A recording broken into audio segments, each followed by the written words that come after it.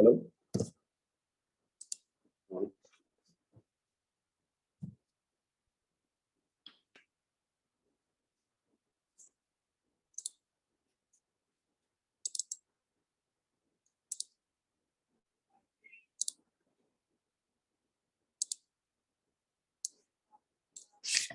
Okay.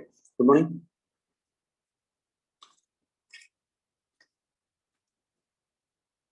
Good morning, sir.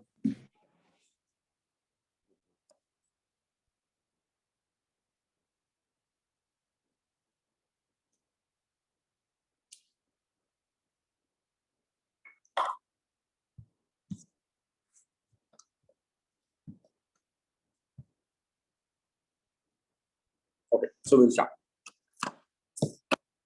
So last day, everybody is fine.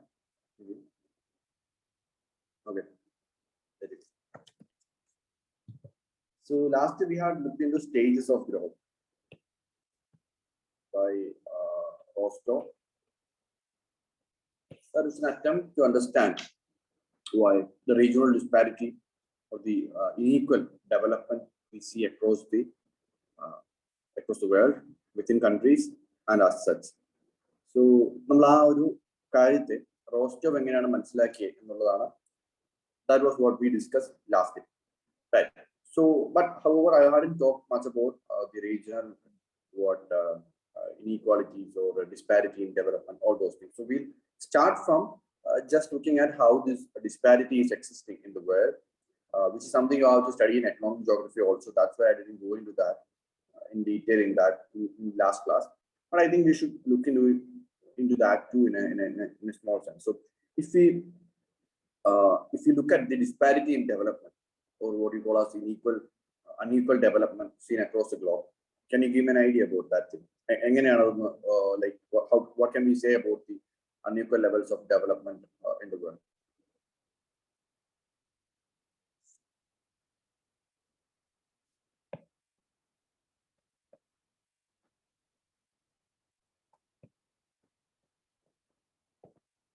Development disparity across the world.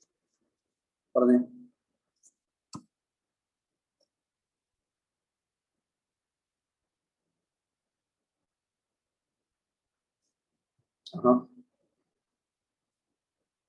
പറയുന്നില്ല.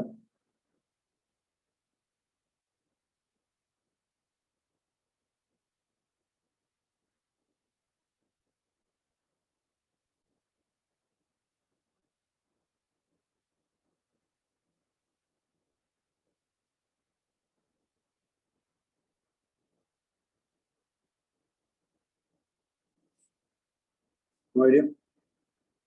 അറിയണ്ടാണല്ലോ.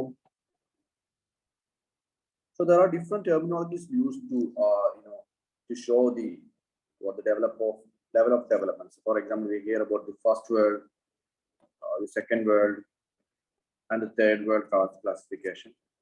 Okay, so we again hear of the global north and south. We hear of the developed countries, developing countries, and least developed countries. So there are different type of casually used or semi-formally used terms that define the level of development across the world. So if you look at the north-south divide, we can see there was a line drawn, something like this, which showed the first world. This is the first world. So this is a Cold War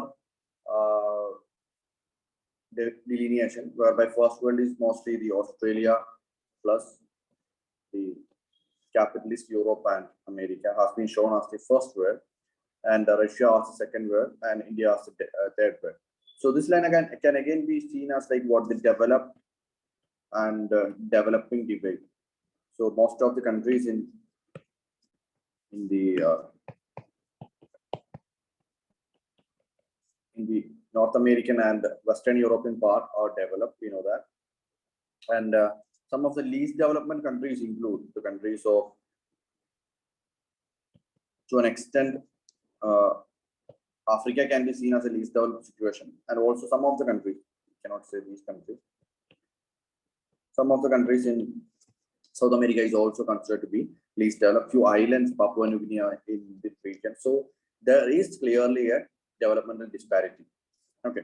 So one thing we can be understood clearly is that the development is centered around a few centers, not like these centers are not spread out across the world, but these centers are found in few regions of the world. For example, if you look at some of the major cities, like you can see New York, Washington, Ottawa, Canada, Toronto, all these regions. Maybe we can see London, Paris, some of the kind of cities in the Germany like Munich, Berlin, etc. So these are the regions around which we have the developmental processes happening. Whereas the other parts of the world, for example, Africa, if you look at, in globally speaking, very backward. Even when if you look at into the developmental levels of Africa itself, we'll see that couple of cities will be dominating the situation. For example, maybe Addis Ababa would be there, maybe Cairo would be there. So the developmental levels that you see is mainly focused in few centers, right? And there has been also been a shift now these days from shift of industries from US to the Southeast Asia, India, China, those regions. So the deindustrialization of West is also happening. The industrialization is a process where industries used to be dominated in the Western countries earlier, till about 1970s, 80s. And after that, industry started migrating out of these developed countries and started relocating itself into developing countries. Started with China, maybe Japan initially, then China, Southeast Asia, India now, Bangladesh is there. So industries are moving out. So basically, industry is wherever industry is concentrated, you see growth developing in those regions. Now, service sector is also there. I'm not discounting service sector, but usually we can see these economic geographical locations where economic activities are concentrated. These are the locations where you get to see development happen, and where these kind of impetus, say the impetus of industry development or service development is absent, you see these regions to be the backward one. For example, again, Africa, which is mostly an agrarian economy, sees like what backward conditions.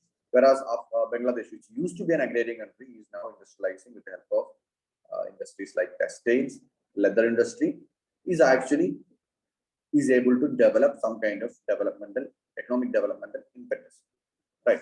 So that's the point we are seeing. Now, one thing we've seen is that this process of development,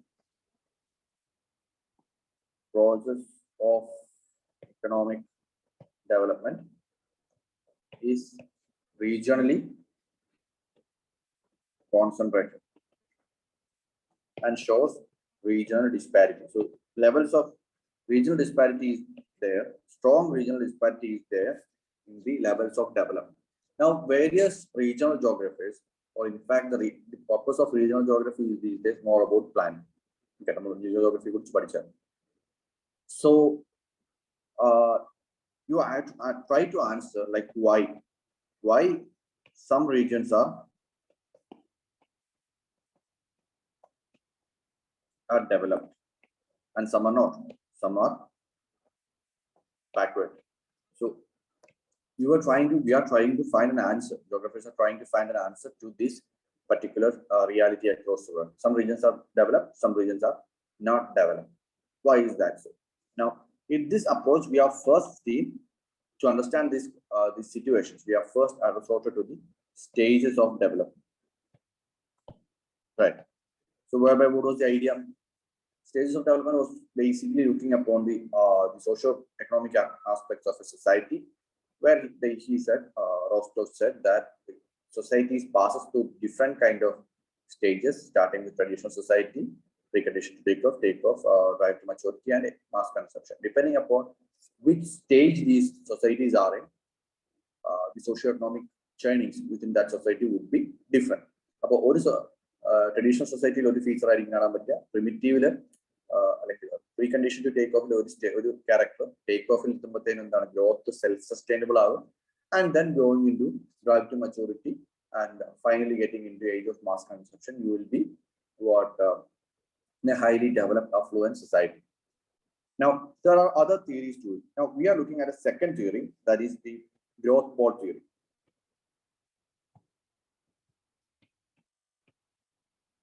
We are looking at growth port theory by, so in syllabus it is given as Peru and Vaudeville. So these are growth port theory is a theory provided by two of these people, Peru and Vaudeville, who try to analyze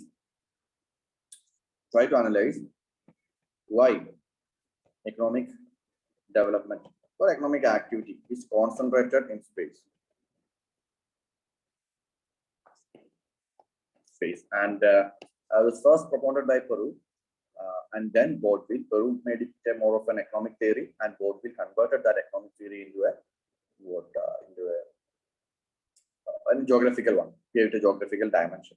So in this, they are trying to identify why some areas are having more growth impetus compared to other regions, and why some regions are growing in a fast manner, outpacing the surrounding regions. So these are what they are looking at, and we are trying to study. We are trying to learn this from their theory, how regional development varies across the regions. So that's what our concern is. So this theory helps us to understand the variations of development. So that's our agenda to understand the growth port theory.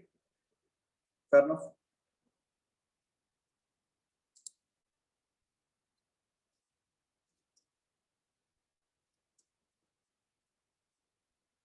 Okay.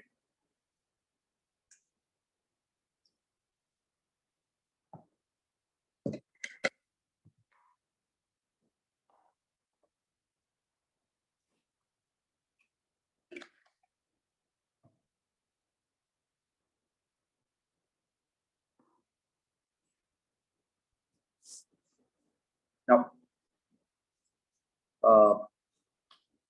what are the levels of development? Okay, the levels of development varies across region. Now, they are finding, Peru started this idea. Peru started developing this idea of varying levels of development across the country, across the region. Okay. So he was concerned about how this economic development varies across space. So something we know, like certain economic locations or certain locations have several advantages. Certain locations have some advantages.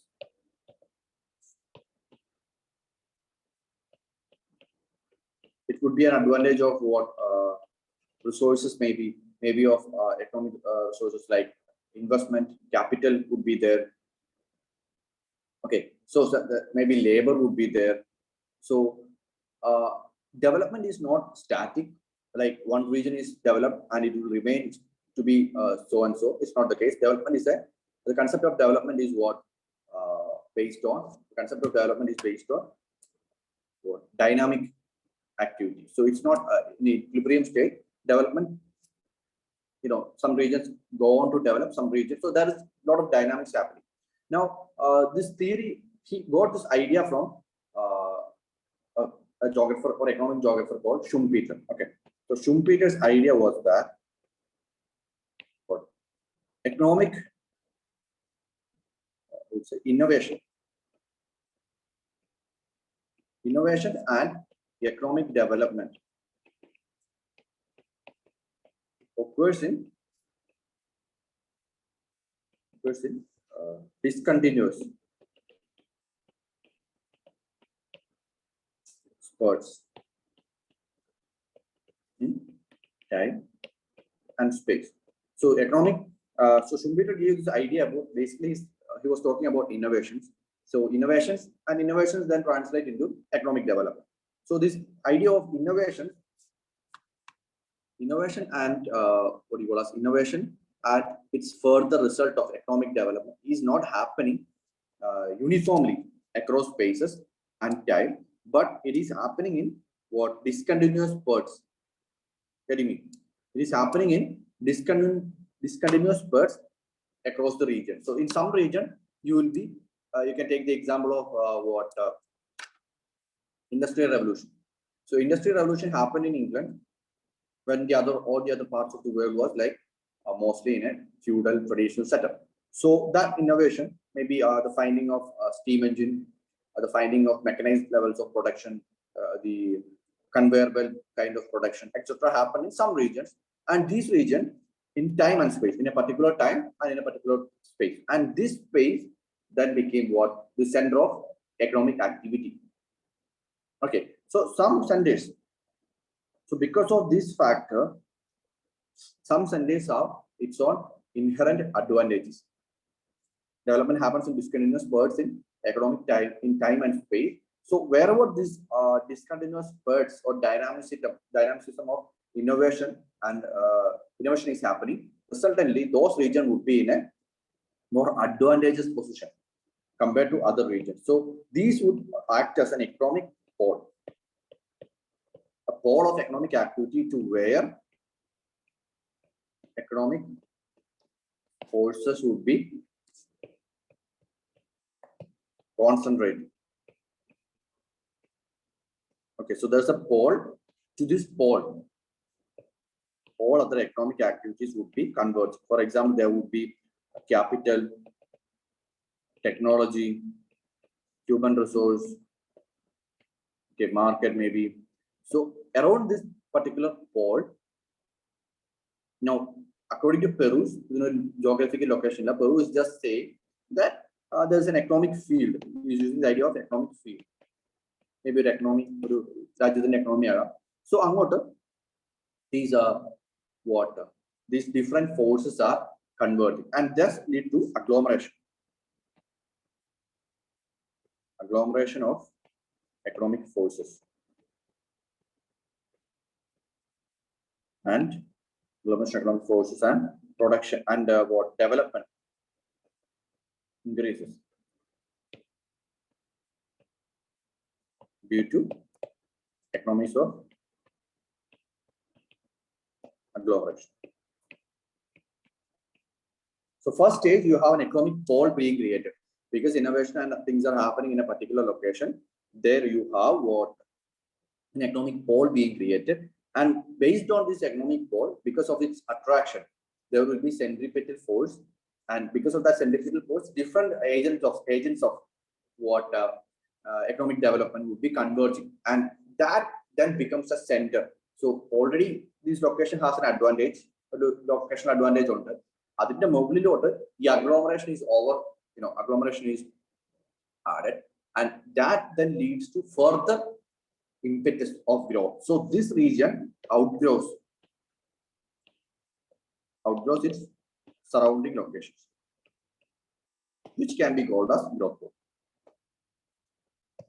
Okay, so this is the idea given by Peru with respect to growth pole. Now our guy Baldwin, he converted this economic idea into a geographical idea. So necessarily this economic space would be having a geographical location. When Peru is saying that geographic, there would be creation of economic pole and agglomeration of forces, that Baldwin is of the opinion in his book, Baldwin book on that is a problem of regional economic planning. Okay, so in his work, problem of regional economic planning, he argued that this economic pole or economic space or pole is necessarily a geographical location. A particular location, say you can say Mumbai. Indian economy എന്ന് പറയുമ്പോഴാണെങ്കിലും അതൊരു particular location based ആയിരിക്കും ഈ പറഞ്ഞ പ്രോസസ്സുകളൊക്കെ നടക്കുന്നത്. Mumbai, there may be Delhi. So in this geographical location, what a geographical pole or growth pole would be established.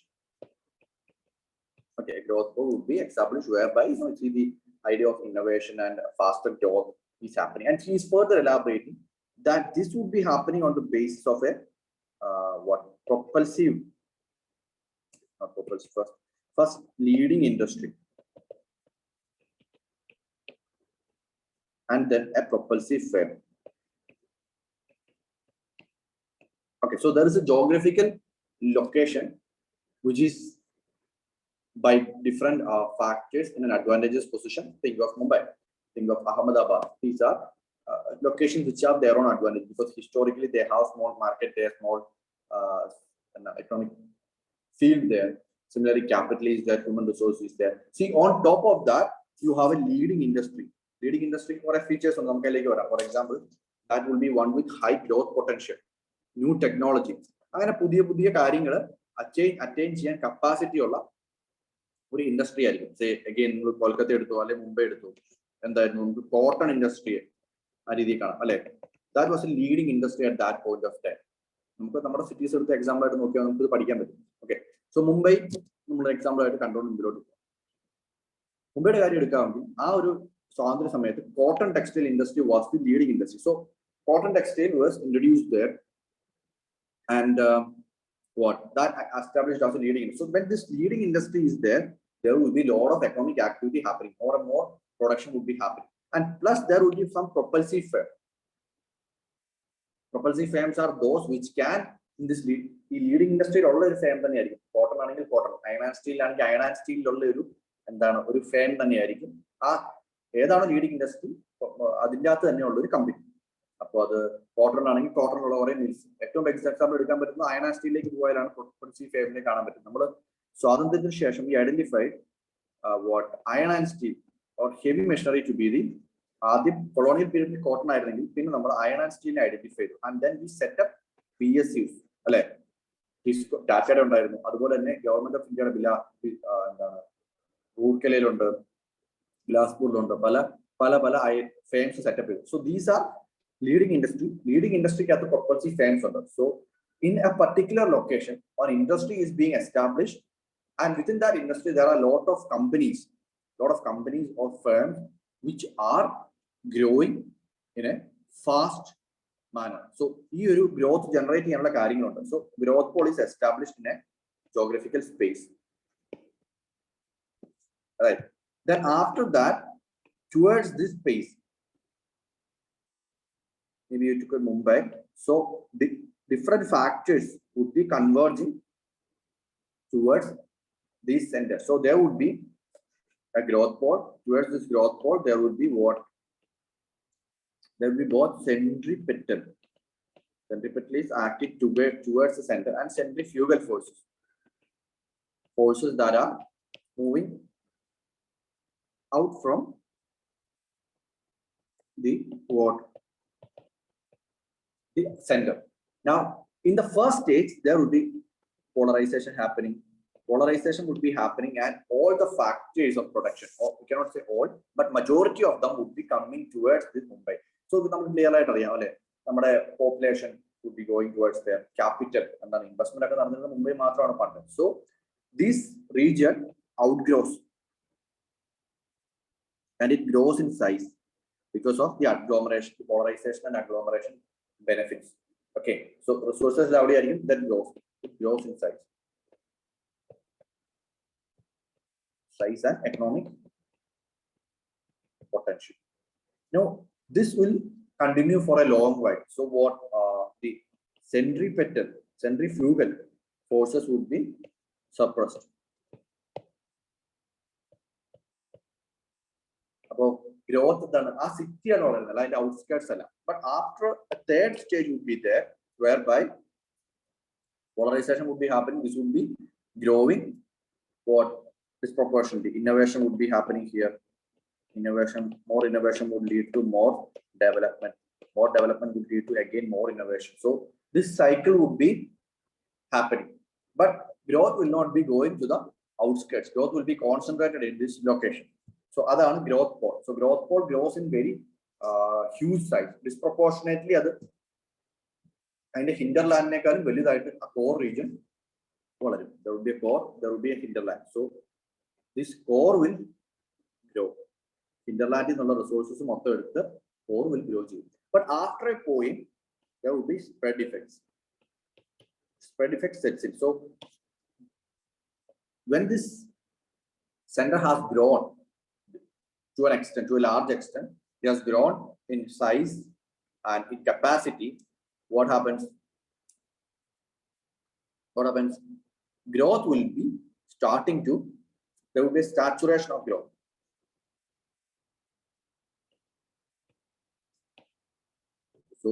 നമ്മൾ പറഞ്ഞു innovation diffusion ഒക്കെ കാരണം ഗ്രോത്ത് ഭയങ്കരമായിട്ട് ഈ അർബൻ സെന്ററിൽ ഉണ്ടാവുകയാണ്. പക്ഷെ കുറെ നാൾ കഴിയുമ്പോഴത്തേനും ഈ ഗ്രോത്തിനുള്ള പൊട്ടൻഷ്യൽ കുറഞ്ഞു കുറഞ്ഞു. കാരണം കുറെ നെഗറ്റീവ് കാര്യങ്ങൾ വരും. നേരത്തെ അഗ്ലോമറേഷൻ ഒരു പോസിറ്റീവ് ആയിട്ടാണ് വന്നെങ്കിൽ ഇപ്പൊ അഗ്ലോമറേഷൻ നെഗറ്റീവ് ആയിട്ട് കാര്യമായിട്ട് വരും. നമുക്കറിയാം ഏതൊരു സിറ്റി എടുത്ത് നോക്കിയാൽ കുറെ ഗ്രോ ചെയ്ത് കുറെ ഇഷ്യൂസ് ആണ് വരാൻ പറ്റും. ഒന്നാമത് ലാൻഡിന്റെ പ്രൈസ് ഭയങ്കര കോസ്റ്റ്ലി ആവും, അർബൻ ലേബർ ഭയങ്കര കോസ്റ്റ്ലി ആവും, അർബൻ ഇഷ്യൂസ് കാണും, സ്ലം ഡെവലപ്മെന്റ്, എൻവയോൺമെന്റ് ഡിഗ്രഡേഷൻ കാണും. ഓക്കെ, പിന്നെന്താണ് labour union, all these issues would come in. So because of that what there would be a saturation of growth. So Mumbai reached a saturation of growth. It is not going to grow in 2-digit numbers or something like that in the future. So what these economic forces here, centripetal forces would be dominated by centrifugal forces. Okay, so the outward forces, forces would be more powerful. So development would be what the economic factors would be moving from the interior, from the core to the outskirts. Okay, so what this is a stage of polarized growth or what top centric growth. So from that stage, growth and economic development gets distributed in the geographical space. So this is the basic foundations of this field. Okay, so there's a spread effect. Eventually you would be having spread effect. Because of that spread effect, growth is saturated high, and then you will be having spread effect. Growth, economic forces, different economic forces are there that will be moving to the outskirts, to other locations, maybe you can say. So you can say Mumbai is here. Okay, and from Mumbai, this would be relocating to new centers. You will be having Pune, you will be having Nasik, you will be having Ahmednagar. So these economic forces would be relocating because the growth pole has saturated, and this way you will be having distribution of development in geographical basis and decline in regional disparity. So the theory is saying is that economic development as it occurs in some particular location. So the first impetus of that innovation and economic development is to get concentrated in some regions where there is a lot of natural advantages, natural or man-made advantages. Both can be there. So it gets polarized there. And in that stage, that initial stage, it will be sucking the resources out of the surrounding regions and growing. So the pole grow in itself, in the surrounding regions drain resources drain pole grow, and then centripetal forces are dominating. But after a point, what happens is that the development is reaching to such high levels in the center, the pole, it gets saturated, and that will be spreading towards the outskirts. So the concentration of development, later, you are seeing trickle down effect, spread effect of development, which leads to overall development of the entire plane. Okay, so if it was like this here, the second stage we would see growth pole would be there, plus there would be several other secondary growth poles.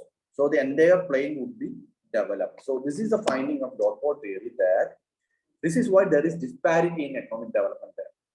ആദ്യം ഒരു focusing ആണ്, ആദ്യം polarisation ആണ്, agglomeration ആണ്.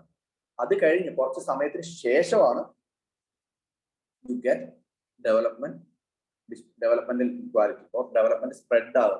So if you look at a country like India or any other country for that matter, in its first stages of development, you will see a couple of cities grow, and then later the growth will spread to other cities.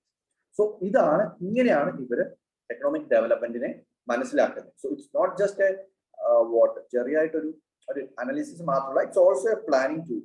So they are saying, the theory is saying that you can induce growth.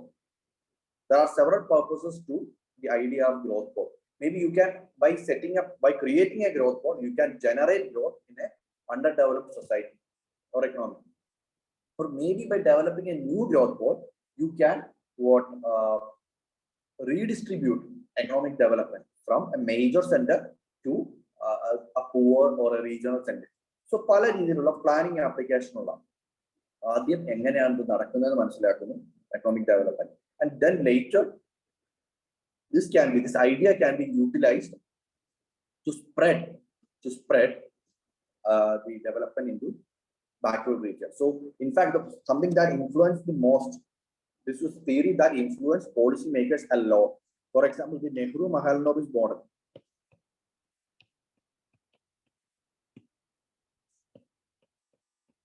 Nehru-Mahalanobis model എന്താണ്? Economics പഠിച്ചാണല്ലോ.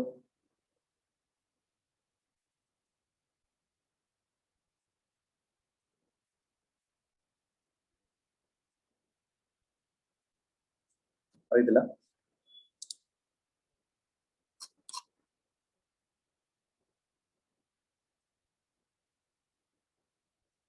അഭിനയം അറിയാവോ? എന്റെ പനിയൊക്കെ എന്തായി? സാറേ, എന്തായി പനി? എന്തായി? എനിക്ക് പനിയൊന്നും ഇല്ലായിരുന്നു. എനിക്കൊരു മൂക്കിലി പോലും വന്നില്ല. കോവിഡാന്നുള്ളതല്ലോ. അത് തന്തൂരായിരുന്നു. ബോണിക്കായിരുന്നു അല്ലേ? ബോണിക്കായിരുന്നു. എന്റെ അപ്പുറം എല്ലാവർക്കും വന്നു, എനിക്ക് വന്നില്ലെന്നേ ഉള്ളൂ. ബോണിയുടെ അവസ്ഥ എന്തായി? അവനെങ്ങനെ കണ്ടില്ലോ? അവനോക്കെ, അവന്റെ ഇത് നെഗറ്റീവ്. അപ്പൊ അവന്റെ പപ്പായ്ക്ക് പിടിച്ചായിരുന്നു. ഇപ്പം കുഴപ്പമില്ല, സ്റ്റേബിൾ ആണ്. അപ്പൊ എന്താണ് മാലനോബിസ് model?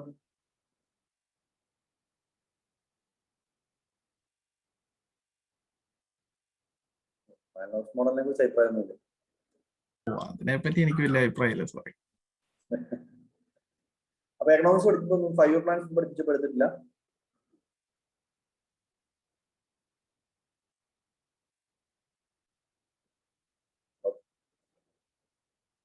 So in this 5-year plans, initially among 5-year plans were something of a great idea of like what based on which India was formulating economic goals. 5-year plans played a huge role, not anymore.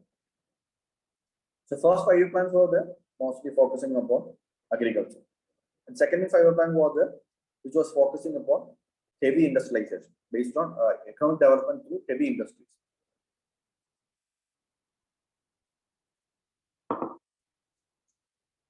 So this second 5-year plan was based on the idea of Nehru-Mahalanobis. Mahalanobis was an economist. He gave this idea. Nehru obviously was prime minister. So Nehru-Mahalanobis model was there. This model was based on the idea of growth pole. So other idea there is.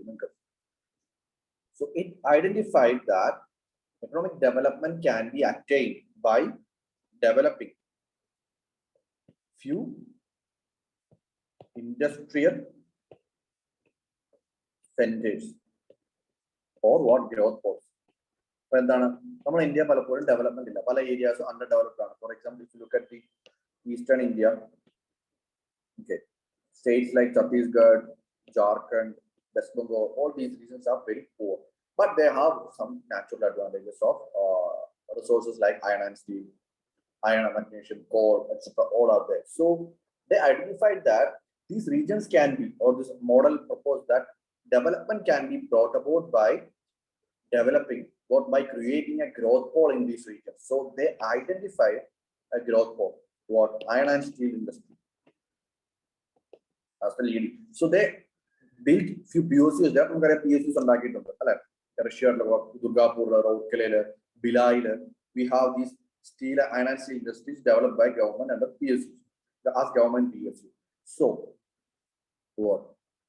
So the country, based on what these kind of few industrial clusters or industrial centers can be developed up as growth poles, and once that growth pole develops, it will grow leaps and bounds, and from that growth, eventually there will be trickle down of growth into the rural areas. So this was a theory of Mahalanobis, which is what is just the idea of growth pole. That growth pole established. So there will be agglomeration of economic forces, and because of agglomeration, these centers They will grow. They will grow initially, and then they will lead to development of the rural regions.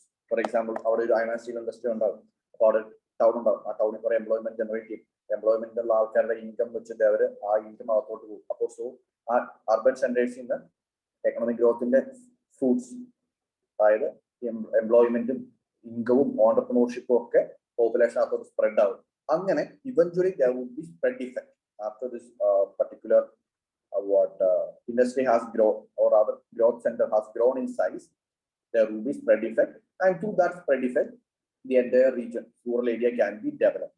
This was the idea of the Nehru-Namarnovis model in India's second 5-year plan, and അതിലൂടെ നമ്മൾ കുറെ industries develop ചെയ്തു. This was basically an application of growth pole happening in Indian scenario. So അതാണ് growth pole ന്റെ utility. So this idea of growth pole just identifies what is എന്താണ്, എങ്ങനെയാണ് development ഒരു സ്ഥലത്ത് ഉണ്ടാകുന്നത്, എന്താണ് അതിന്റെ ഒരു മാനദണ്ഡങ്ങൾ, എന്താണ് അതിന്റെ ഒരു ഫീച്ചേഴ്സ്, അതിനെ എങ്ങനെ നമുക്ക് ഒരു പോളിസി മേക്കിങ്ങിൽ യൂസ് ചെയ്യാം. അപ്പൊ ഇതൊരു 1950s എന്നൊക്കെ പറഞ്ഞു കഴിഞ്ഞാൽ ഡീകോളനൈസേഷന്റെ പീരീഡ് ആണ്, അല്ലെങ്കിൽ വെസ്റ്റിലൊക്കെ നോക്കുമ്പോൾ ഇനീക്വാളിറ്റിയുടെ പീരീഡ് ആണ്. So this was proposed as A solution to the issues of economic development. So that way this theory has become highly relevant. But then later this theory was found to be wanting in certain aspects. Correct criticisms one, we will see that obviously. So in India case the growth pole that we developed, especially in eastern India, turned out to be mixed bag. They turned out to be what centers of rich or affluence in a sea of poverty. So islands of development in a sea of poverty item are. Why? Because spread effect was found to be missing. നമ്മൾ spread effect ഉണ്ടെന്നുള്ളതായിരുന്നു നമ്മുടെ ഏറ്റവും വലിയ attraction, അല്ലെ? നമുക്ക് ഈ rural areas അല്ലെങ്കിൽ backward areas develop ചെയ്യാൻ ഒരു വലിയ ഇൻഡസ്ട്രി ഡെവലപ്പ് ചെയ്ത് ഗ്രോത്ത് പോൾ സെറ്റ് ചെയ്യുന്നു. ആ ഗ്രോത്ത് പോൾ ഒരു കുറച്ച് നാൾ കഴിഞ്ഞു കഴിയുമ്പോൾ സ്പ്രെഡ് ഇഫക്റ്റും ട്രിക്കിൾ ഡൗൺ ഇഫക്റ്റും ജനറേറ്റ് ചെയ്യും.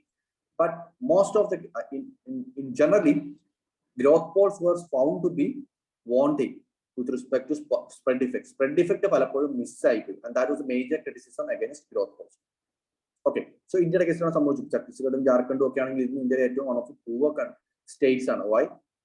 Those centers, Jamshedpur, Bhilai, all these are developmental centers, but surrounded by them are the sea of poverty. Naxalism നമുക്കറിയാം. So that was one of the major criticism faced by growth pole theory. Right, ഇത്രയാണ് growth pole theory basic idea. ബാക്കി we'll write, and when we write we'll explain the rest of them.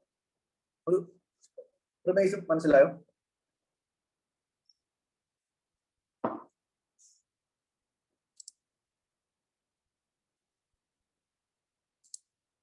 Okay. So it's a tool to regional development and regional planning. So what are things we are studying here? We are basically studying the context in which this theory is set in. And when we are studying, we have to understand these things. Why this theory? Secondly, we have to look at what proposition. What are the basic proposal or the basic of this theory in a brief? We'll see that the different stages of that theory, and then third, importantly, we have to look at the applicability. What is the utility of this theory? And we'll see the issues with the theory. And also, this theory has an Indian perspective that we'll not be studying here. Regional development in India, Ashok Mitra the theory, whereby he has modified this theory into an Indian context. That will also be we'll be studying in the context of growth pole theory. So this much would be the elements that we have to look at as far as growth pole theory is concerned. Okay, we'll start right now, and we'll explain along. First, we'll start with the context.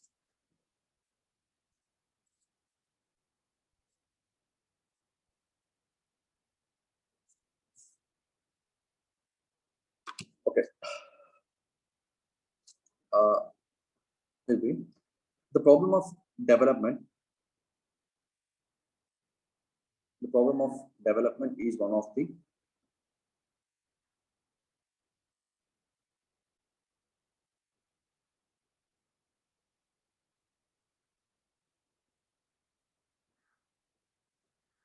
Development is one of the most important problems. The problem of development is one of the most important problems being faced by mankind today.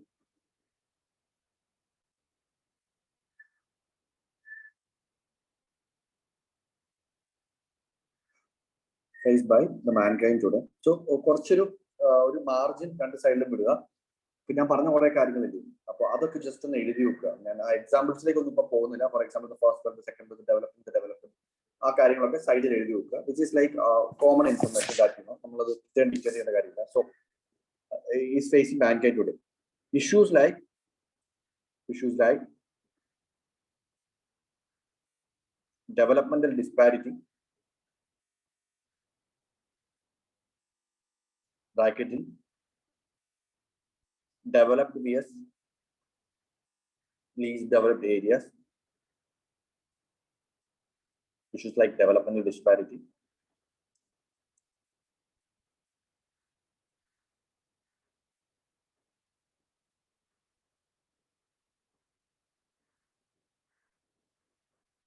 speed of the process of economic development, comma, the speed of process of economic development. So development disparity ആണെങ്കിലും speed of economic development ആണെങ്കിലും speed of economic development, particularly in developing world,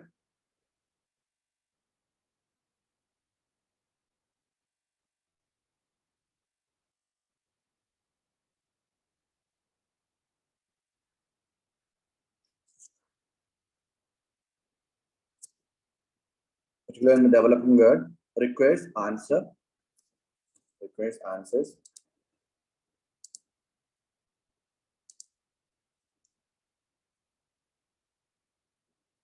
but are found to be often requires answer, but they are found to be often complicated.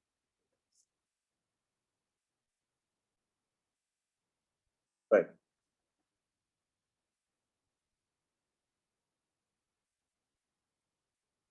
Among the major schools of thought,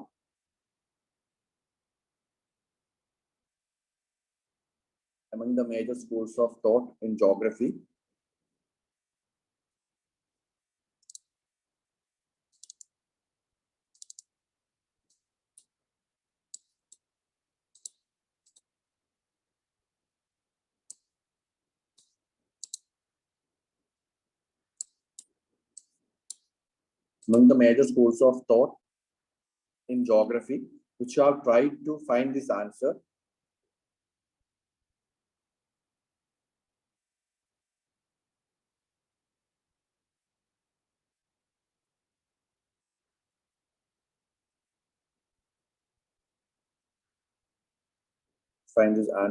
the spatial economic school, spatial economic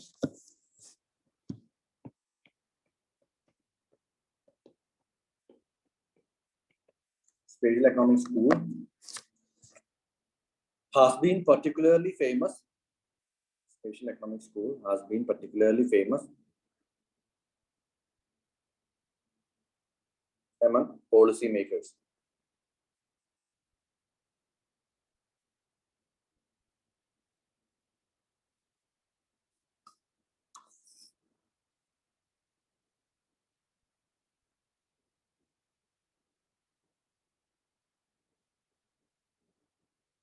Okay. Has been famous among policymakers. In fact, the concept of growth pole and growth centers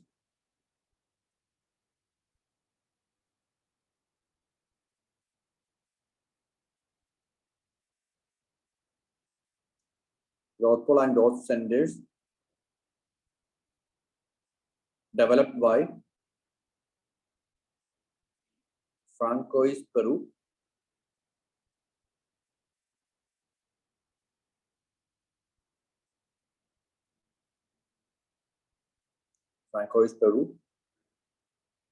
and later modified by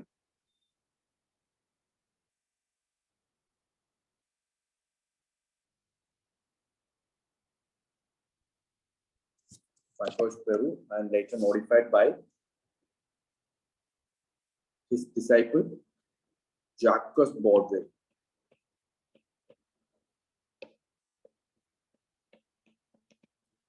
And later modified by his disciple Jacques Baudouin.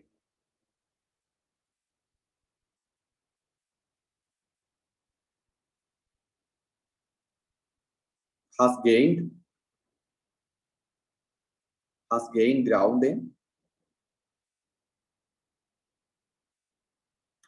gained ground in both the developed and developing world.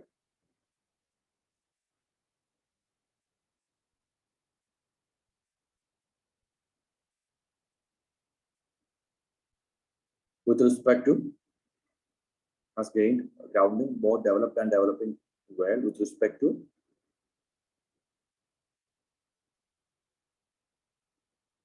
regional planning, and development.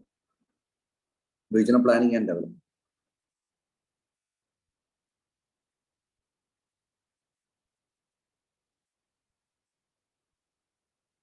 Okay. Then we'll write about the model as such.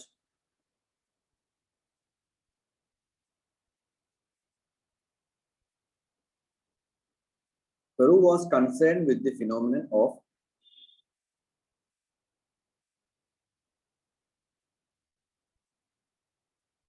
Peru was concerned. At the paragraph on Peru in the Peru while developing the growth pole theory. Peru while developing the growth pole theory.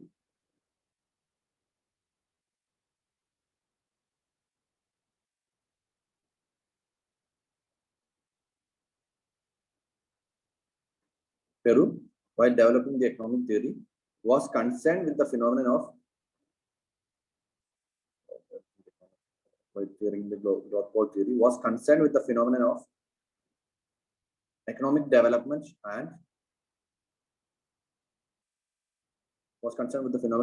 development and with the process of structural change.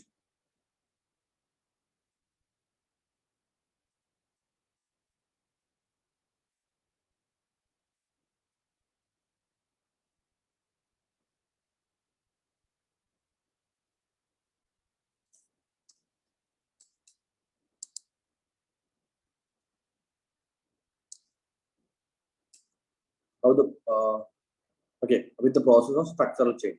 Full stop. He attempted to explain how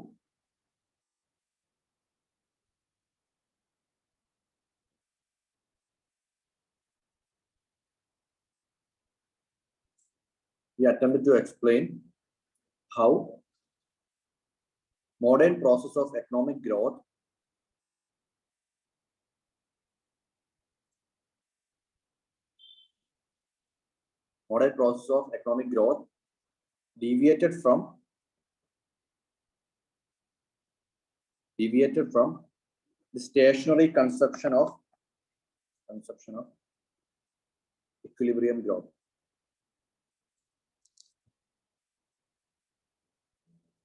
Stationary conception of equilibrium growth.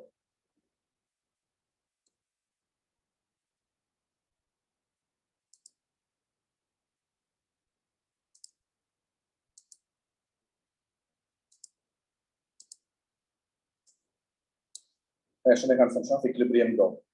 His arguments were based on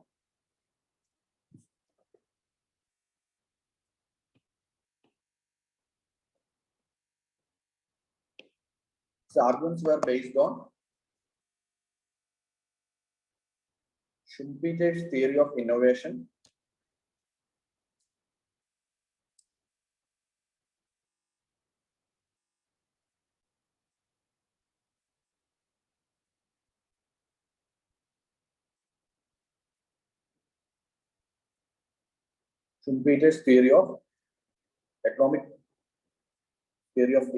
which states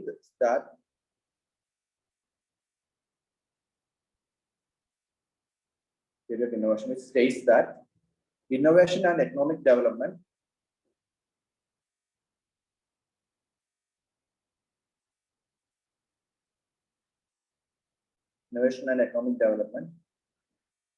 occurs in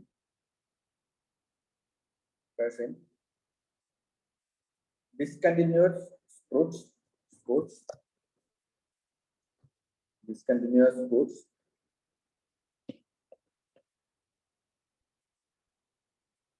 in time and space.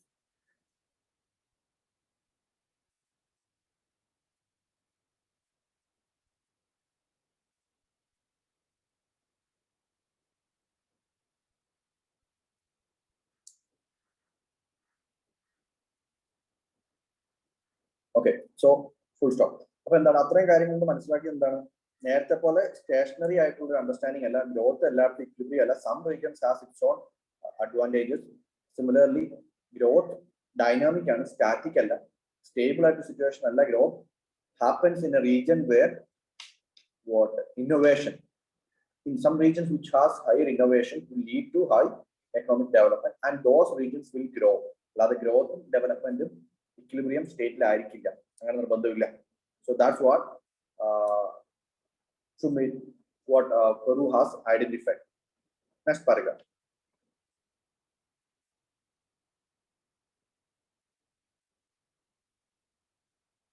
Peru has developed a typology of economic spaces. Peru has developed a typology of economic spaces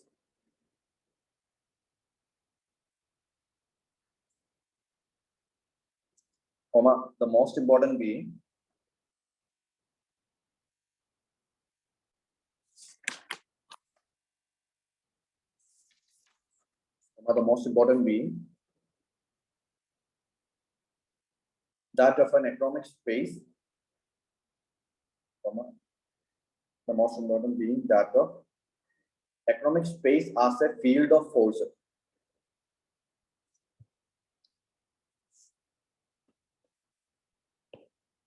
Economic field as a space as a field of forces.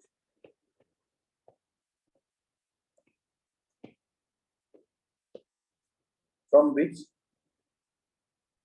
economic space as a field of forces from which he derived the notion of pole. From which he derived the notion of pole, where the forces are directed.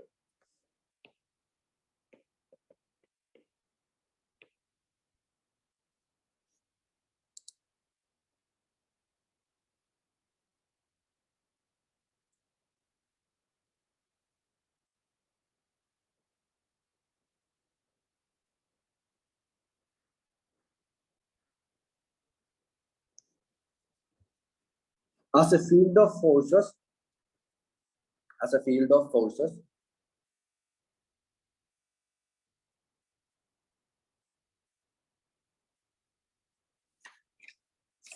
a field of forces, economic spaces consists of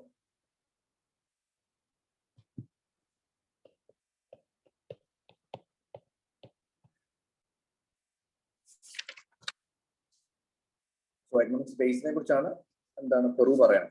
So economic space consists of centers from which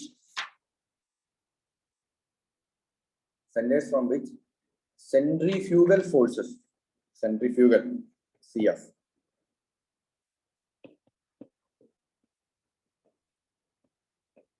centrifugal forces are emanating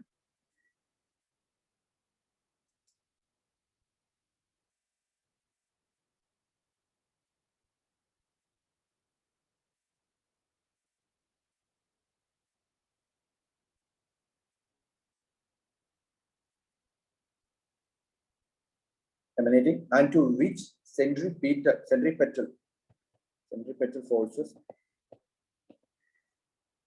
are attracted.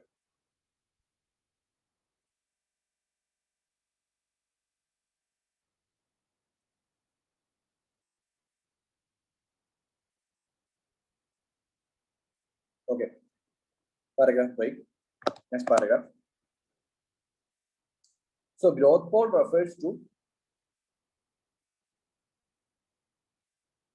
growth pole refers to the concentration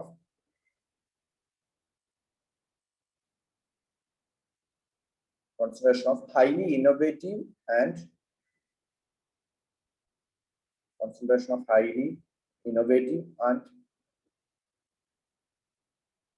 technically advanced industries,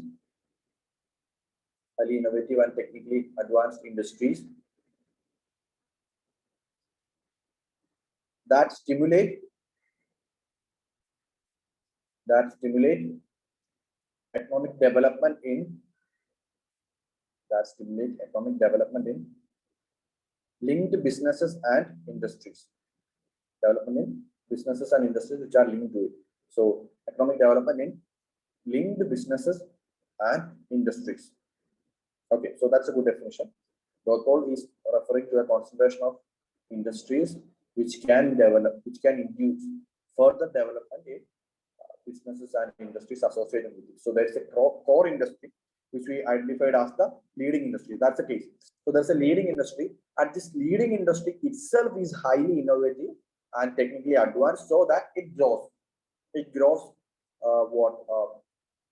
grows in high magnitude, and because that is growing in a high magnitude, it can generate growth impulses for other industries which were always there, or the secondary industries that would be developing as a result of the leading industry. Okay, so this leading industry is doing what? It is generating developmental impulses for both for the industry that is already there and a new set of industries. For example, if there is IT sector, when IT sector comes to India, there are already certain industries that are always there: hospitality, construction. All these sectors will get a boost, and plus with the IT sector, and new forms of industries will be developing. Maybe tourism would be becoming more stronger. Similarly, more kind of tech-enabled service industries will be coming. Right. So that way, growth is being generated because there is a polarization. Because there is a growth pole being generated. So linked businesses and industries. While let's continue. While Peru's had conceived Peru has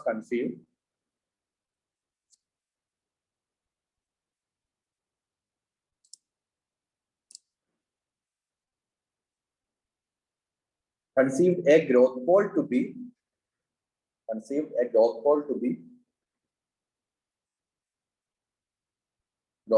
a focus of Peru has conceived growth pole to be a focus of economic development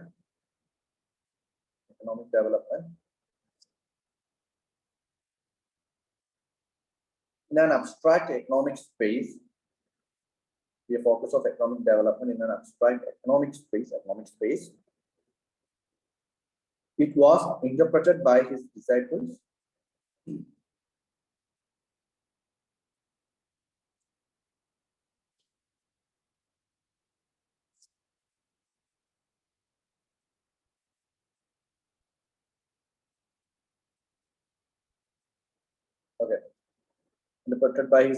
particularly Baudrillard, to be a focus of development in geographical space. So from an economic space, he converted this idea into a geographical one, whereby you can assess the levels of economic development or the levels of development in a particular location, and the disparities there. So, okay. Then break. Propositions heading over.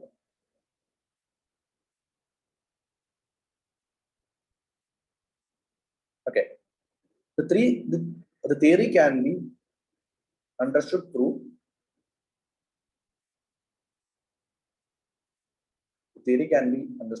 the following three propositions.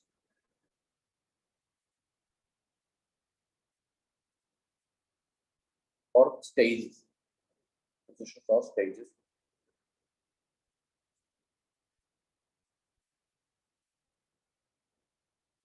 First one, creation of growth pole. First one, creation of growth pole by the presence of a creation of growth pole by or through the presence of a leading industry and propulsive firms. Leading industry singular and propulsive firms plural.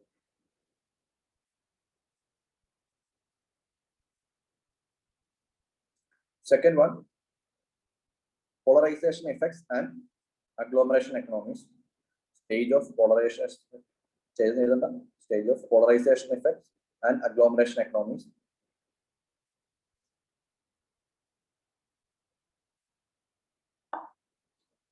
Third one, stage of spread effects. Okay, so we'll write about the first stage.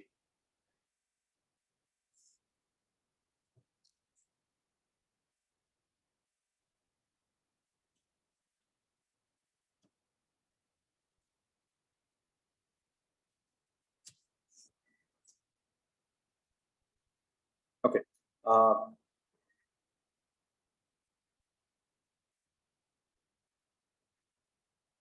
So first one, paragraph.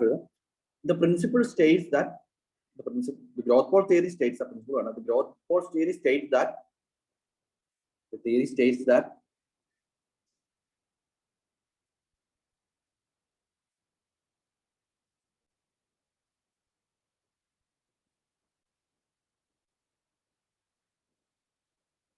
at the center of a growth pole,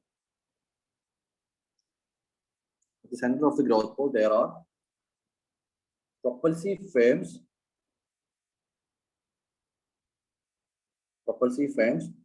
belonging to the leading industry. So, two ideas are propulsive firm idea and leading industry idea. There are large propulsive firms belonging to the leading industry, which dominate other economic units.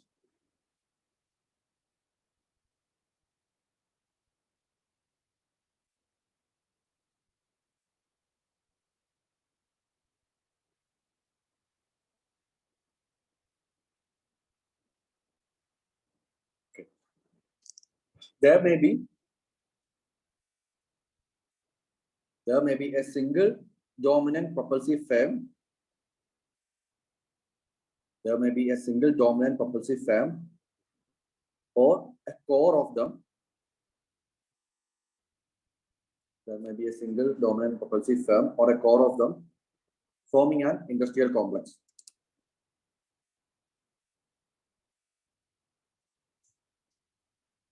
These can be held by some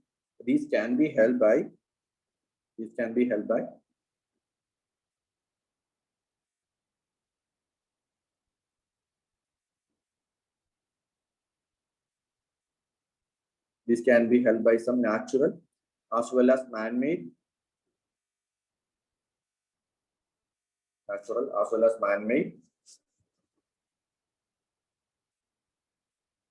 advantages or factors of location.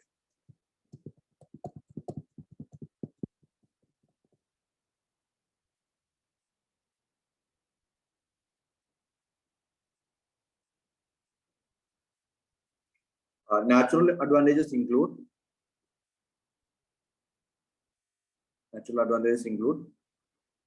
localization of natural resources,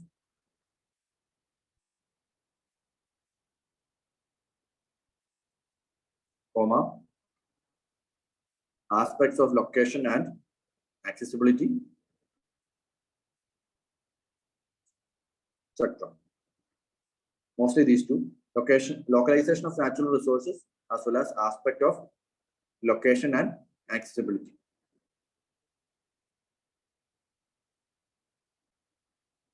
എഴുതുന്നുണ്ടോ? എഴുതിയെത്തിയല്ലോ അല്ലേ?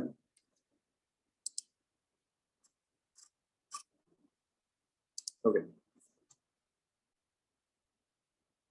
Localization of natural resources, like for example, if you look at the case of iron and steel industry, there are certain natural advantages to some locations because iron and steel industry cannot be set up in a location where there is no iron and steel. For example, it cannot be set up in Kerala and then be brought and iron and steel out of the travel. That's not a natural advantage. So it is set up in some regions. So when you are going for iron and steel industries, obviously certain regions which had these resources had its own advantages. So always keep these examples in your mind. So even the case of London and or maybe not London, maybe Manchester and all those centers. Why England had first of industrial revolution? Because it had these resources like iron and steel, coal, all those things. So natural advantages. There can also be some man-made advantages like, or rather man-made advantages include, on the other hand, man-made advantages include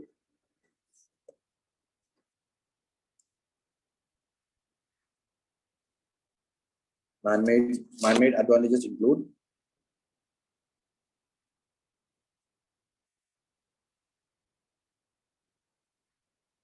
presence of communication and transport infrastructure,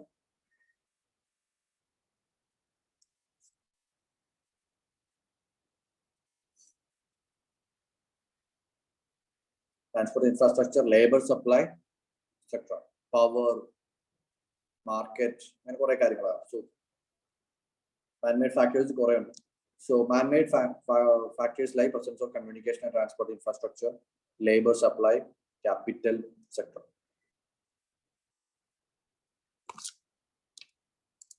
കുറച്ച് കാര്യങ്ങൾ നമുക്ക് leading ഇൻഡസ്ട്രിയെ കുറിച്ച് എഴുതണം.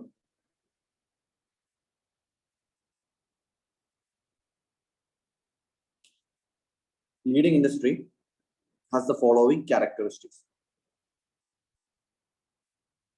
Okay, maybe we will write leading industry is one.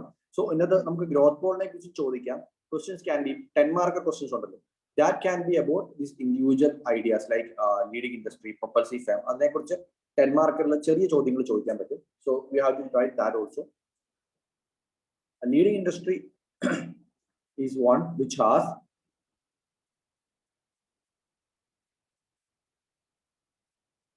leading industry is one which has high degree of interaction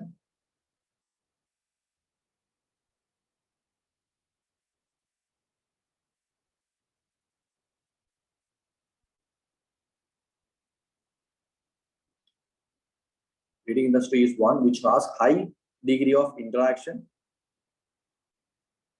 and which dominates these interaction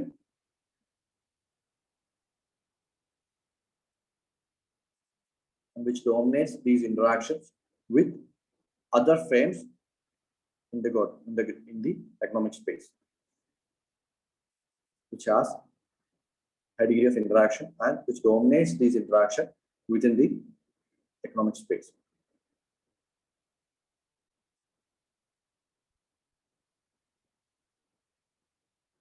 Okay, and some of these characteristics include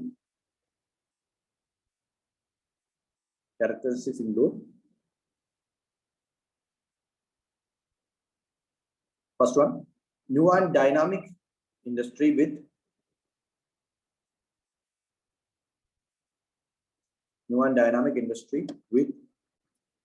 an advanced level of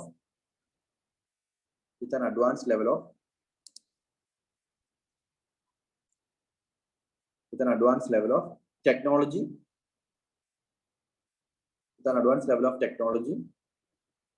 that injects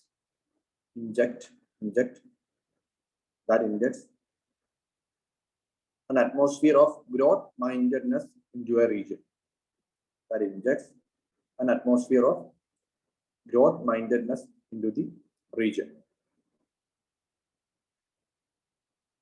Second one, it has high income elasticity of demand for its products.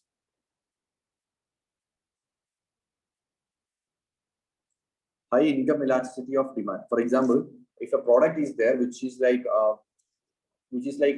essential commodity, so that irrespective of the income levels, people are going to purchase those. Now, those will need to be manufactured in mass numbers. For example, if a Mason Spencer or income elasticity, maybe that's a product which is brought by a very small group of high wage, high income earning individuals. Whereas in today's India's case, if you have an automobile industry somewhere, that's a highly elastic demand on the product. So if you car production company, Volkswagen unit unit, people from different age group or income group is going to purchase that. Even better, if the case of for example, iron and steel, it constitutes the backbone of an industry. So it is required in every other field. So people from different aspects of life, different income will be buying the byproducts that are generated using iron and steel. So that's a very highly income elasticity industry. Similarly, if you can look at economics, we look at what food processing industry as one which can develop India, rural India. Why? Because food processing, the processed food would be bought not just by the rich, but would also be bought by the poor people also. So it has high income elasticity with respect to demand. Demand and okay. Yeah. So the point is that income മാറുന്നതനുസരിച്ച് demand കുറയത്തില്ല. Income മാറുന്നതനുസരിച്ച് demand stable ആയിട്ട് തന്നെ നിൽക്കും. Right? Of its product. So third one, it has a strong inter-industry linkages.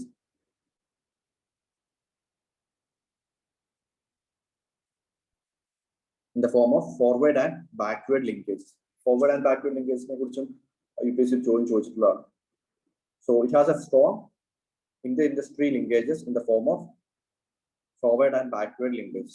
So forward and backward linkages in the forward linkage to the market and backward linkages to the producers, other producers of raw materials or byproducts, etc. So when this leading industry, say again, if you look at iron and steel industry, it will be promoting mining industry. Obviously, iron and steel develop, mining industry would be developed. And when and then again, if iron and steel industry is to be developed, it should be having forward linkages. For example, if iron and steel is being built and that iron is not used for any purposes, that industry will not develop. So the development of iron and steel industry would essentially lead to development of other industry in the downstream. For example, automobile industry, machine industry, tool making industry. Similarly, if that is developing, more and more mining would be happening. So, so the industry which has strong forward and backward linkages can only develop the development of other industry. Backward linkages industry develop changes. So that's an issue. So these three are the primary factors or characteristics that should be associated with a leading industry. Now, in a planning situation, leading industry, you have to choose a leading industry.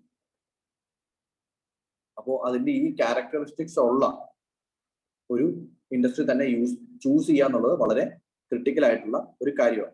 Okay, clear or no?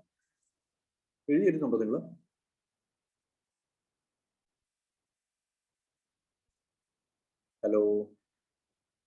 One side okay, speed. So yeah. Okay. Next one is propulsive frame. You have to identify the characteristics of propulsive frame also. So propulsive frame and leading industry belong in frame. So few characteristics include it should be relatively large in size.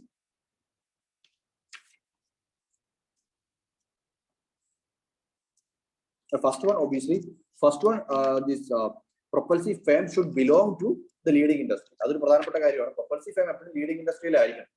Where industry growth impulse create.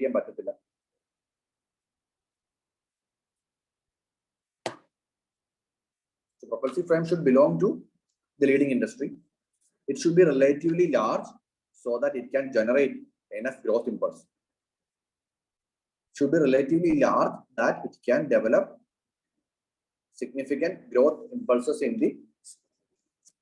the location, and should also be having high ability to innovate. So ability to innovate is very critical. Otherwise, you won't be able to spread the growth. I mean, the growth impulses generate in patilla. Okay, so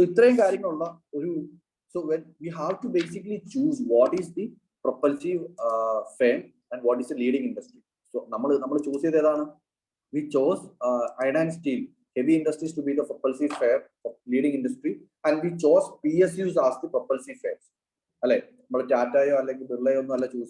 We went for PSU, public sector undertakings, to be the propulsive frame. Right. Now we talk about the second stage, that is the stage of polarization and agglomeration economics.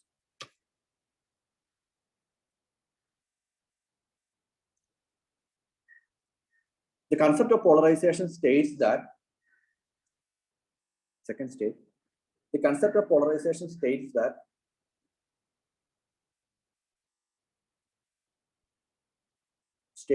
the rapid growth of leading industries is rapid growth generating leading industry to choose in. So the rapid growth of leading industries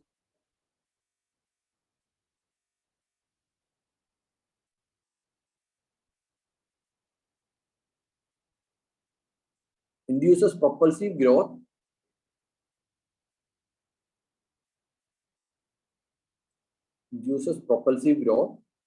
Propulsive growth under the keywords. So you make sure that in the answer keywords are propulsive growth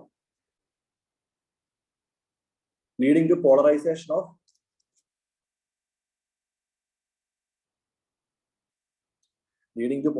of other economic units into the growth pole. So once a propulsive growth is generated there, iron and steel ഉണ്ടായി അല്ലേ വിലായിരിക്കും. അപ്പോൾ അവിടെ അത് iron and steel മാത്രമല്ല, ഇതിന്റെ കൂടെ ഒത്തിരി വേറെ industries, for example automobile industry അല്ലെ, ടാറ്റ മോട്ടോഴ്സിന്റെ ഇൻഡസ്ട്രീസ് അല്ലെങ്കിൽ അംബാസിഡറിന്റെ ഇൻഡസ്ട്രീസ് പണ്ടുണ്ടായിരുന്നത് ഈ പറഞ്ഞ ദുർഗാപൂർ കോൾ ബെൽറ്റിന് അടുത്ത് iron and steel ബെൽറ്റിന്റെ അടുത്തായിരുന്നു. So അതുപോലെ വേറെ fertiliser industries, lot of industries would be fertilizer industries uses the byproducts from the iron and steel and also coal. So fertilizer industry got developed there, right? So in fact, from the generation of iron and steel industry, the Jamshedpur areas like Jamshedpur, Bhilai has become an industrial complex that consists of what different other industries. So that's what we are mentioning here. Agglomeration of other industries are happening. Such polarization, next line, such polarization gives rise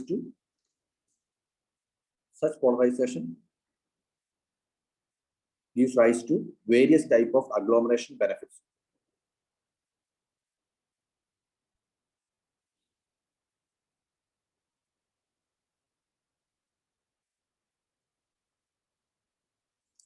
Such an economic polarization and agglomeration,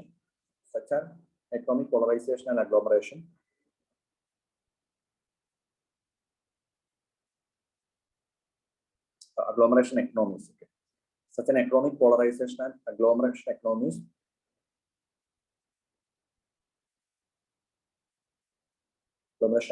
will inevitably lead to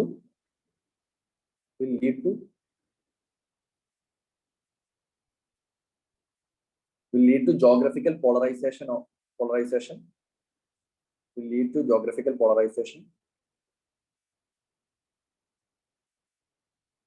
with flow of resources to growth pole,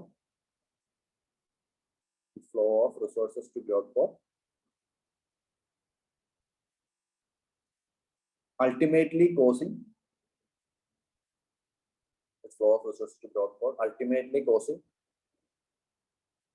concentration of economic activities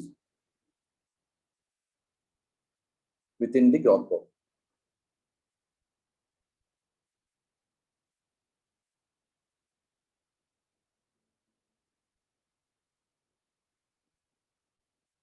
Later, even if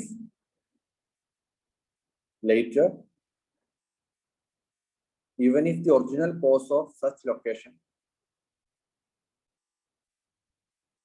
original factors of such location, even if such original factors of such location disappears,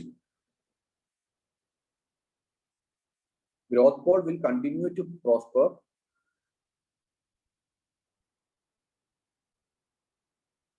Growth pole will continue to prosper due to the head start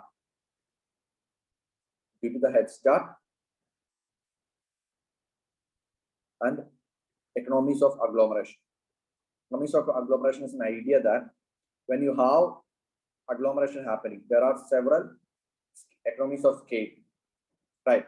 For example, if an iron and steel industry and automobile industry is located in a close vicinity, you can reduce the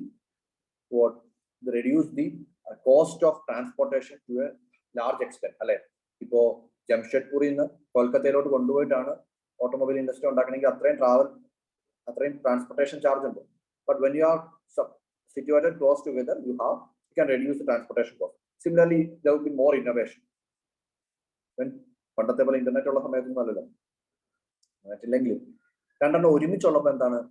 innovations, products launch scope, okay, labor training, labor availability, industry skilled labor industries labor with abundant potential, cheap labor would be available. So this kind of several type of agglomeration economies are there.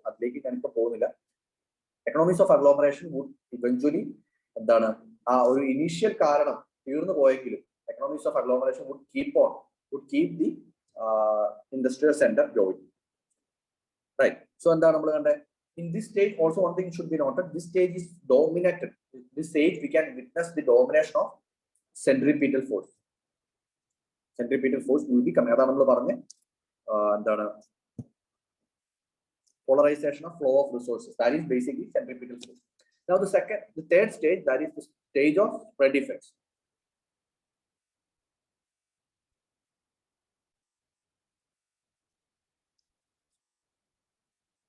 Spread effects, third stage. The theory states that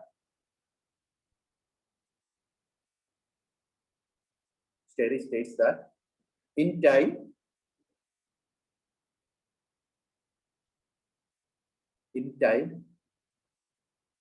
the dynamic propulsive qualities of growth pole,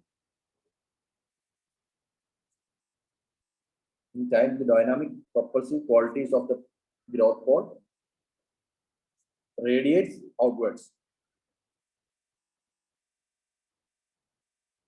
Growth pole radiate outwards into surrounding spaces.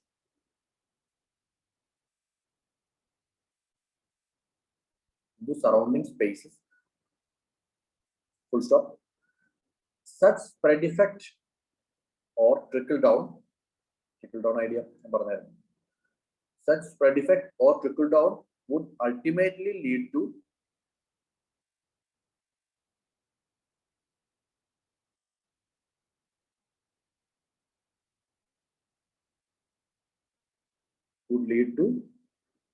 closing of the gap, closing of the developmental gap between the growth pole and the surroundings.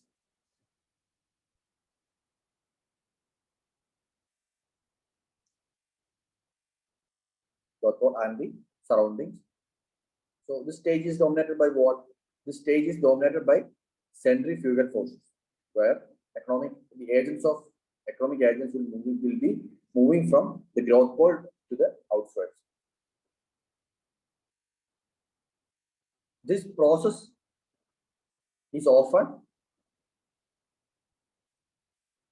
brought about by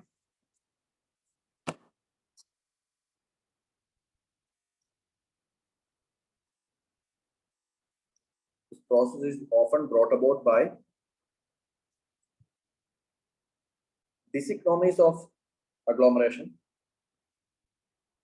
Economies of agglomeration or it's a benefit. Often diseconomies of agglomeration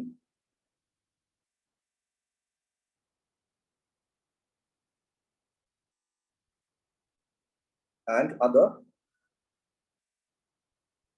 factors.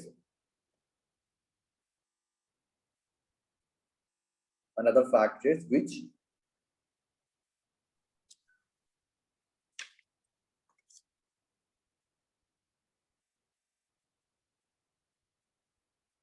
disincentivizes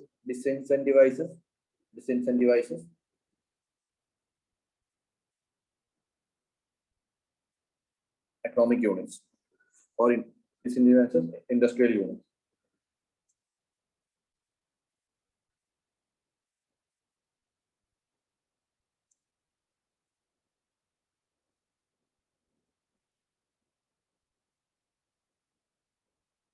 Okay.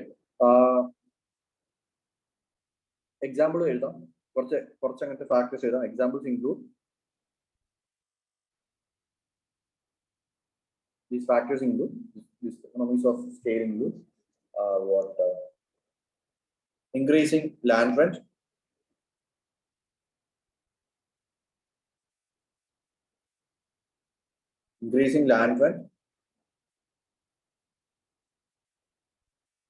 environmental degradation,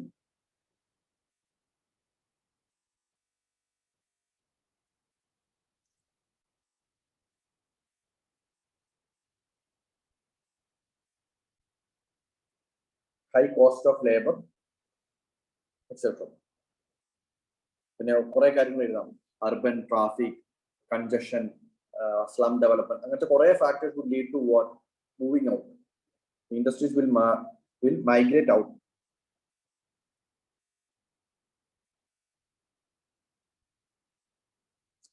All right. So in the analysis of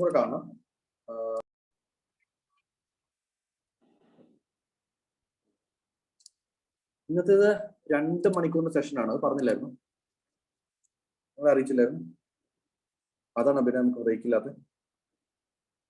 ഓ, ഞാൻ ഓർത്ത് 3 മണിക്കൂറായിരിക്കും. എന്നാ പിന്നെ കുഴപ്പമില്ല സാറേ. So this makes sense here. I mean, നമുക്ക് ഒരു 1.5 തിയറിയോ full ആയിട്ട് deal ചെയ്യാം. മറ്റേത് 3 മണിക്കൂറാകുമ്പോൾ 2 തിയറി എടുക്കാനുള്ള സമയമില്ല.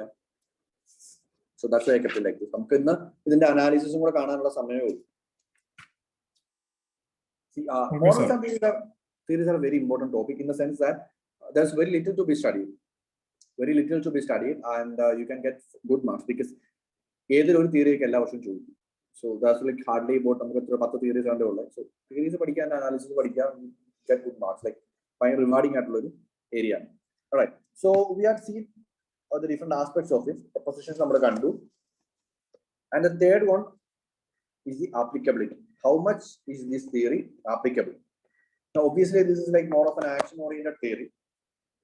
എങ്ങനെയാണ് എന്താണ് ഡെവലപ്മെന്റ് മാനിഫെസ്റ്റ് ചെയ്യുന്നത്, അല്ലെങ്കിൽ എങ്ങനെ ഡെവലപ്മെന്റ് മാനിഫെസ്റ്റ് ചെയ്യിപ്പിക്കാം, that's more of the concept.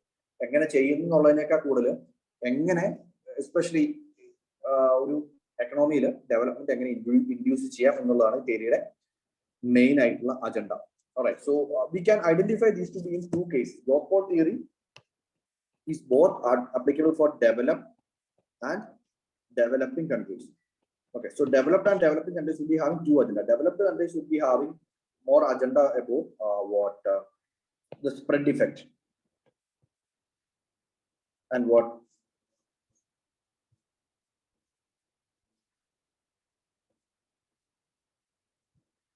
redistribution of, or what redistribution I can use the term decentralization.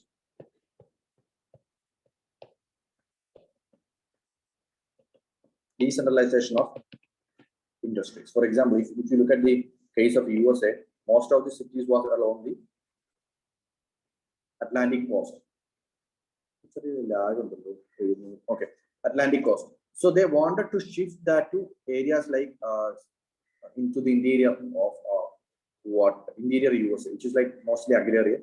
So they could do that. Automobile industry, Detroit, interior USA, St. Louis, which was true. So they want to, and our question, the agglomeration and its disadvantages. concentration disadvantage. So they need to what? Decentralize any industry. Now, developing world has two purposes.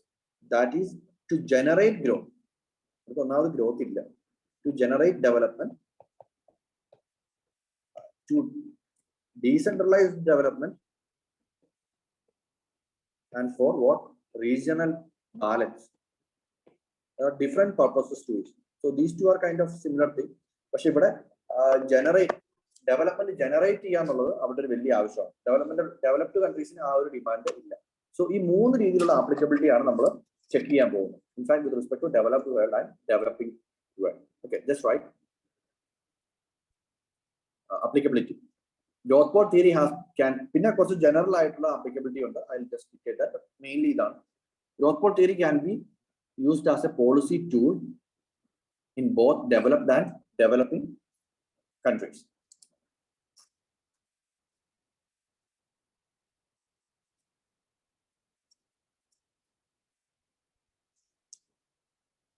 Okay, in developed world, it has been used.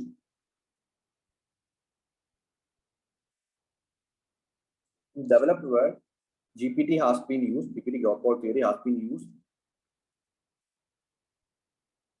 to decentralize the process of industrialization,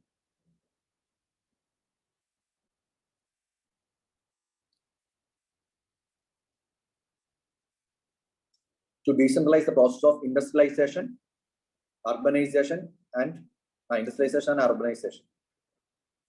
Okay, industrialization, urbanization, and development. And development. Same thing. Decentralize the process of industrialization, urbanization, and development.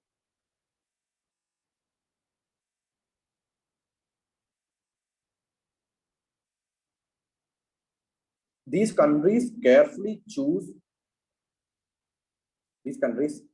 have carefully chosen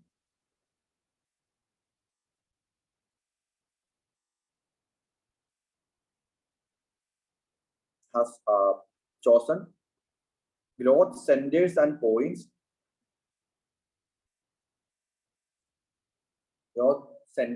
points to relieve growth poles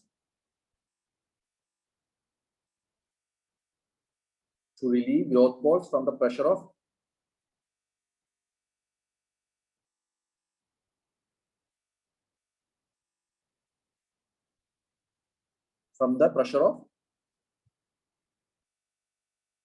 development. Growth pole center.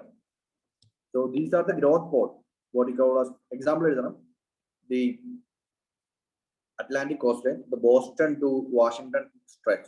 So these are the growth pole that has grown in huge, I say, New York, Jersey, Boston, all these regions, grown in huge size. So they want to decentralize growth into the other parts.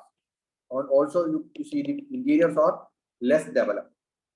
So that's why they are shifting their industries to the interior parts.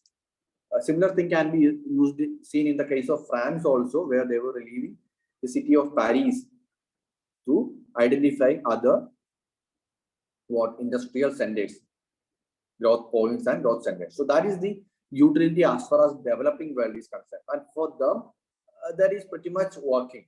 Our growth point idea is pretty much working. We can take that in a positive sense.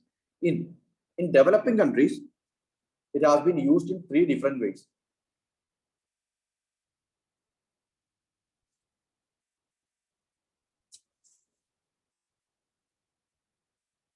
First one, to induce industrialization and urbanization. To induce industrialization and development. I'll give you an example. To induce urbanization and industrialization and development, urbanization, industrialization and development.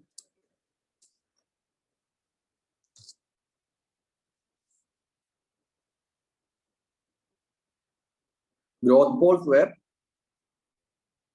carefully chosen with growth poles are carefully chosen with leading industries and propulsive fans.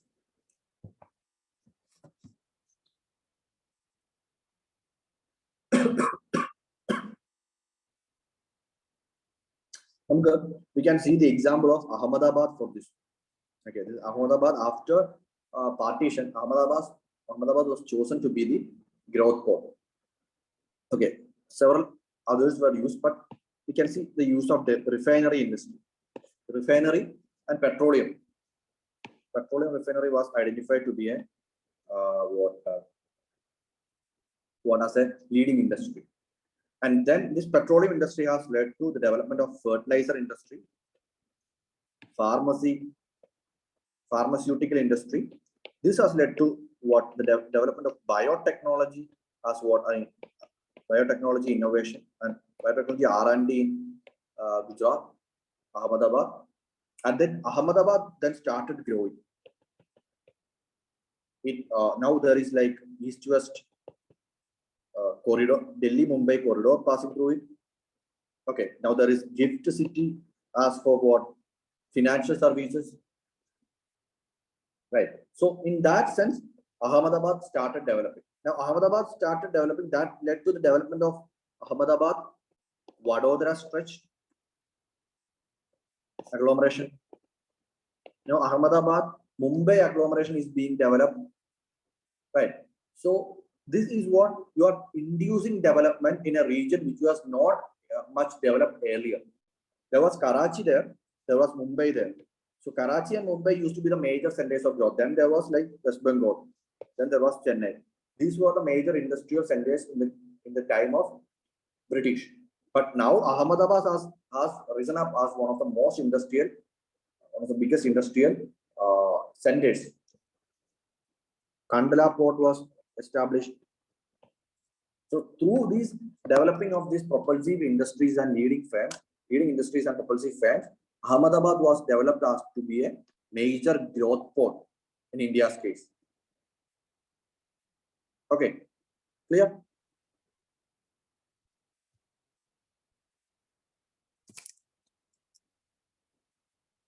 Okay, now second point, GPT can also be used to induce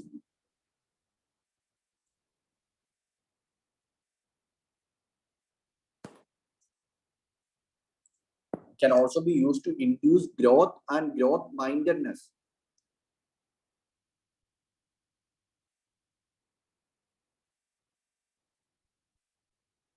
In backward regions.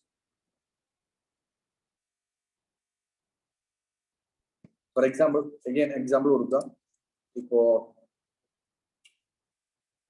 for example, Brazil capital, Brasilia.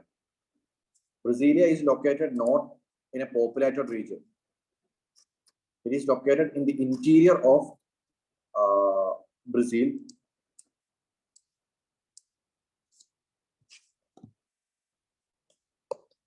Okay, so if you look at Brazil, the population is concentrated along the Rio, you can see Sao Paulo, etc. So they identify Brasilia with their capital. So and now they are moving more establishing more urban centers in the Amazon basin. Why? So by developing maybe lumbering industry, maybe palm oil industry, or maybe Brasilia and then a capital and established. So through this development of cities, they are spreading growth. So the population would be moving there, capital would be moving there. So through that, they are trying to induce development in a region which was backward, which is like development in our industry development of the sense of development is spread here. Okay, that's the second purpose. Now the third one is, in recent times, emerging economies like India and China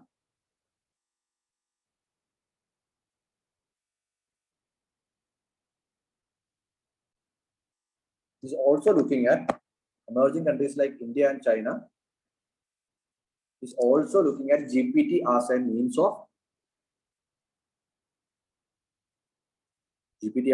of decentralization and regionally balanced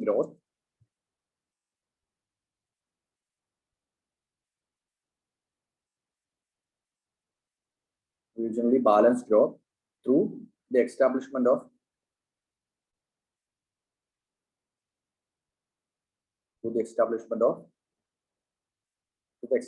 and promotion of secondary cities, secondary growth poles.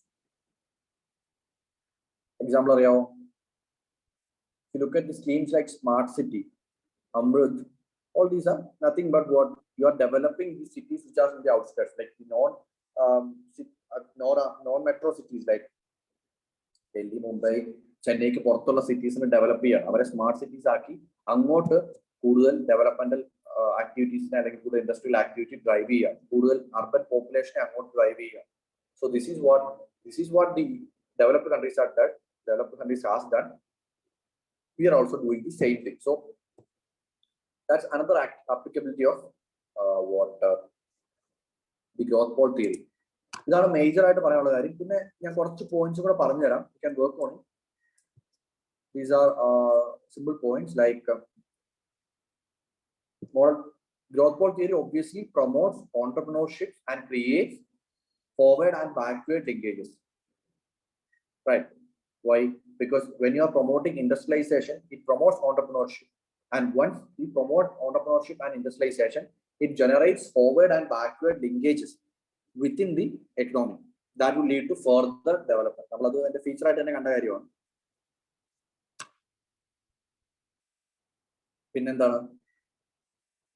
it promotes agglomeration, which leads to more innovation and research and development. More research and development and innovation. Okay, I'm going to point it obviously leads to what? More employment generation, poverty removal, increasing standard of living, secularization, urbanization and secularization. Okay, so I'm going to socio-cultural effects on growth pole theory peripheral applicability and advantage side. Note it.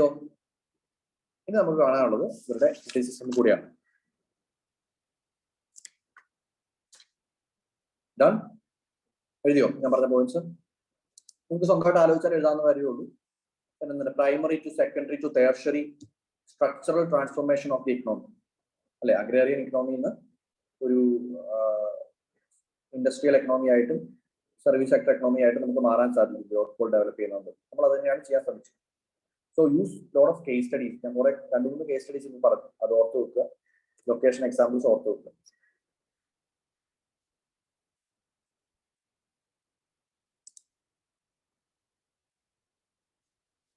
And you can also look at the critical analysis. Okay, that's right. But in fact, when you look at the theory, although theory this theory has fallen short of expectations.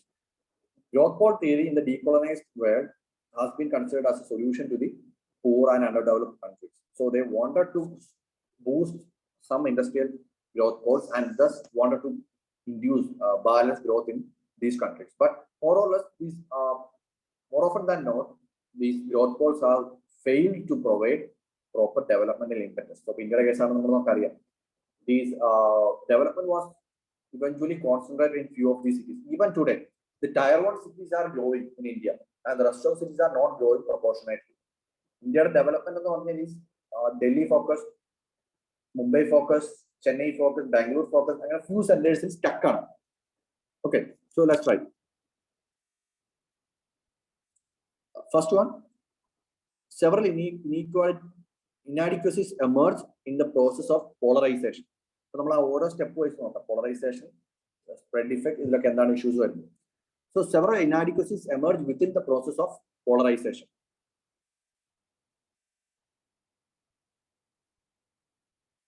First one, leading industries may itself decline. Polarization and polarization effective why? Maybe because of few instances like leading industry may itself decline. Diseconomies of scale may set in earlier, outweigh agglomeration benefits.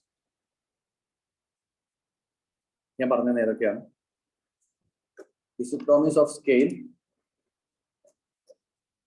may set in early.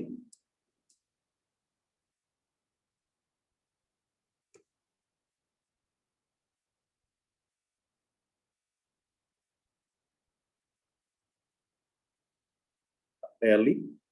These two factors can lead, which can lead to stunted growth of the growth ball.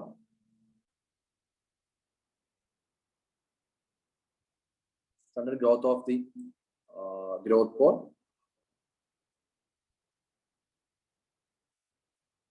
which then later results in poor industrialization and urbanization.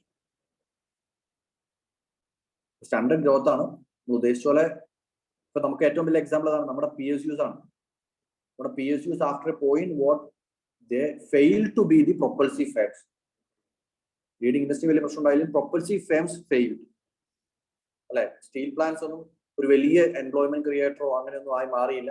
And then what that growth poles fail to be the new urban centers like കൊൽക്കത്തയോ മുംബൈയോ ഒന്നും പോലെ ഒരു വലിയ growth centres ആയിട്ട് ഒരിക്കലും റാഞ്ചിയോ ജംഷഡ്പൂരോ ബിലായി ഒന്നും വളർന്നു വന്നില്ല അല്ലെ. വൈ? ബിക്കോസ് ദി അപ്പൊ എക്സാമ്പിൾസ് എഴുതാട്ടോ, PSUന്റെ എക്സാമ്പിൾ എഴുതാം, സ്റ്റീൽ പ്ലാന്റ്സിന്റെ ഒക്കെ എക്സാമ്പിൾ എഴുതാം. They fail to produce the necessary industrial impetus or agglomeration impetus to create what a large industrial complex or industrial industrial environment in that location. Thus the next second stage എന്താണ്? Spread effect നെ കുറിച്ചാണ് പറയാൻ പോകുന്നത്. So അപ്പോ ഇതെന്താണ്? ആ ഒന്നാമത് agglomerative ആയിട്ടുള്ള പ്രൊപ്പൽസീവ് ഗ്രോത്ത് തുടരാൻ തന്നെ ഫെയിൽ ആയി. So that idea of what rapid development and industrialization has failed to materialize in some of these, or in most of developing world this has failed to materialize. പല urban സെന്റേഴ്സും ഒരു medium ഗ്രോത്തിന് അപ്പുറത്തോട്ട് വളർന്നിട്ടില്ല. Now the second point. അപ്പൊ ആദ്യത്തെ point നമ്മൾ പോളറൈസേഷനിലും ഗ്രോത്തിലുള്ള issues പറഞ്ഞു. The concept of spread effect, ഇനി അതിന്റെ എന്തുകൊണ്ടാണെന്നുള്ളത് നമ്മൾ കുറെ ഡിസിപ്ലിനറി സ്കെയിൽ നമ്മൾ കുറെ എഴുതിയായിരുന്നല്ലോ. എന്താണ് കൺജഷൻ, ആ പോയിന്റ്സ് ഇവിടെ യൂസ് ചെയ്യാം. എൻവയോൺമെന്റൽ ഡീഗ്രഡേഷൻ, ഇതൊന്നും തിയറി അക്കൗണ്ട് ചെയ്യുന്നില്ല. So you can mention all that here. The first point. Second point, concept of spread effect. The concept of spread effect is the most deficient aspect of the theory.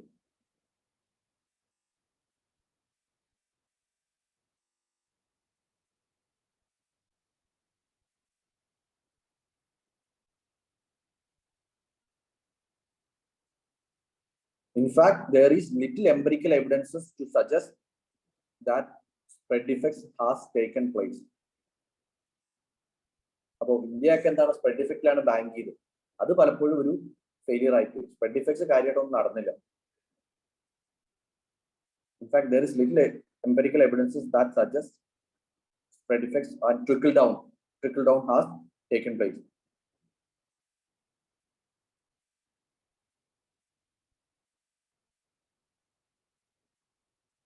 The lack of propulsive growth as envisaged by the theory is understood to be the reason for lack of spread effects, or the lack of absence of propulsive growth as envisaged by the theory has reduced the scope of spread effects in the hinterland. Hinterland-ലേക്ക് spread effects വരുന്നത് ആദ്യം ഈ growth ball നന്നായിട്ട് വളരണം, എന്നാലും നമുക്ക് പുറത്തോട്ട് കൊടുക്കാൻ പറ്റും. So you can again give the case of India. The inefficiencies of PSUs and the inability to provide propulsive growth has led to what almost no spread effects and trickle down. Okay, so the growth poles have become islands of development amidst the sea of poverty, especially in the case of Eastern India. Okay, adum ezhudanam our usage nalladana. Growth poles or centers have become the islands of development in the sea of poverty. Okay, and subsidiary problems like Maoism, everything you can cite that.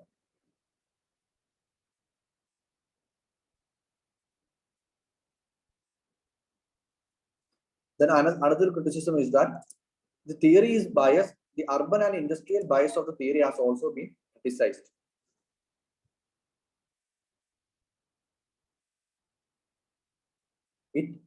The theory is over dependent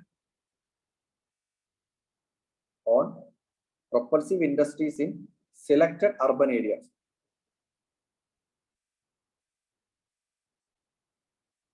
The theory is over dependent on propulsive industries in selected urban areas, while disregarding other aspects of development.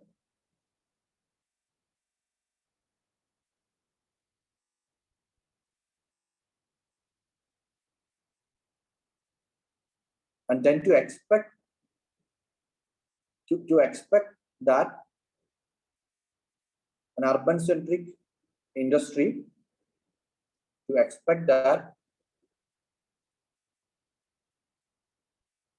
an urban-centric industry, will be able to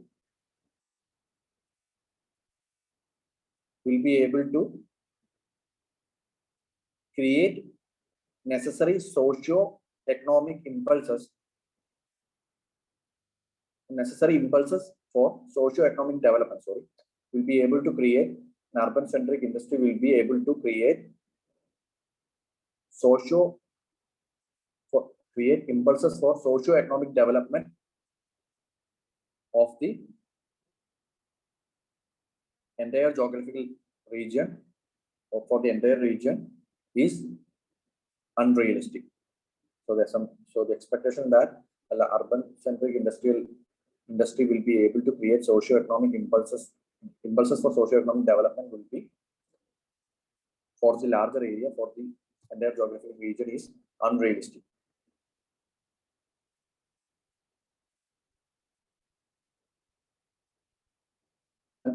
Then another one is the rise of global supply chains.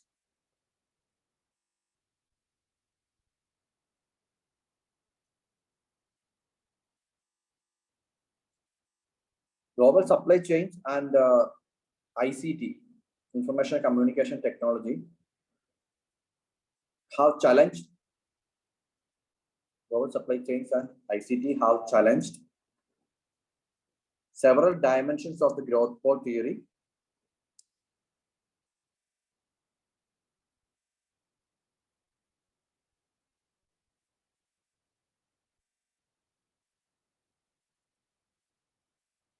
Growth pole theory as supply chains and ICT have challenged several dimensions of growth pole theory, since growth and linkages generated by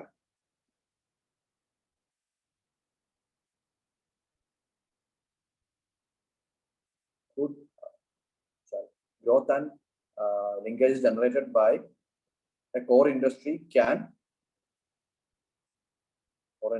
could concern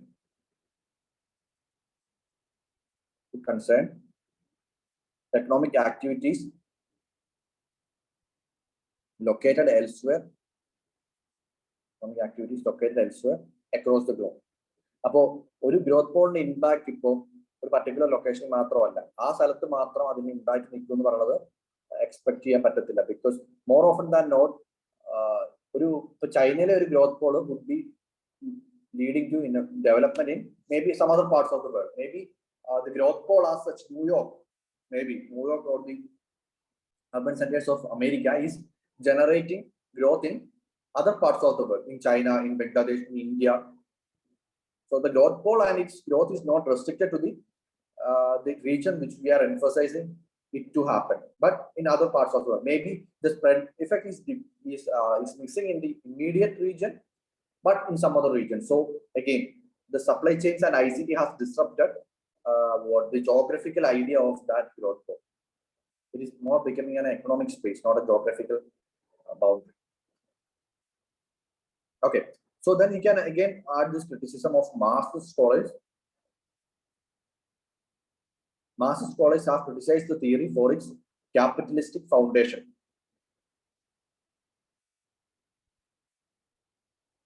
Capitalistic foundation. So the Marxist scholars criticize the theory for its capitalistic foundation.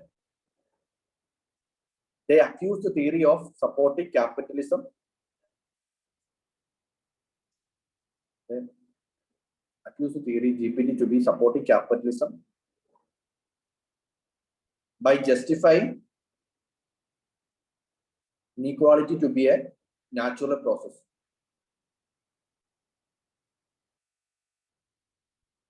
Inequality to be a natural process. And the agglomeration creates inequality, and then once inequality is created, afterwards only what spread effects and removal of inequality would be happening. So Marxist scholars criticize capitalism for the creation of inequality and regional imbalances. So these kind of theories are in fact what, so they're saying that growth poles or things like that are in fact creating inequality and regional imbalances. Okay.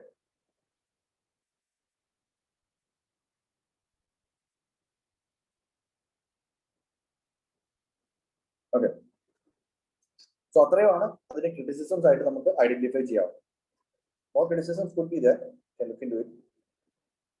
Functional legitimacy because it is basically focusing upon industrial development, but with the coming in of service sector and footloose industries. Again, the idea of growth pole has declined because industries are happening. Similarly, you can talk about work from home now. The COVID disruption and work from home is affecting the idea of growth poles. So the growth poles are not anymore distributed as it used to be in the 2 or 3 decades earlier. Now it is more decentralized online services. So the idea of growth pole is not that strong as it used to be. Okay, so you can summarize it. Summarize the paragraph. The central idea of GPT is that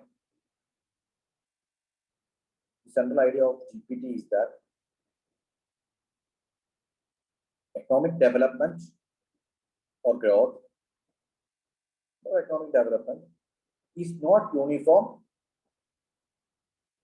over an entire region. It's not uniform over an entire region, but instead takes place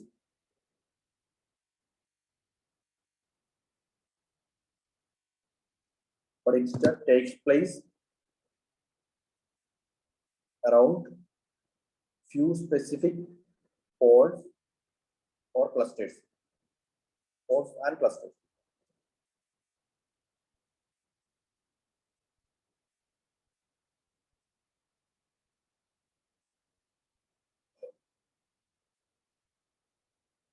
Although the generalizations made by the theory have been criticized on several counts,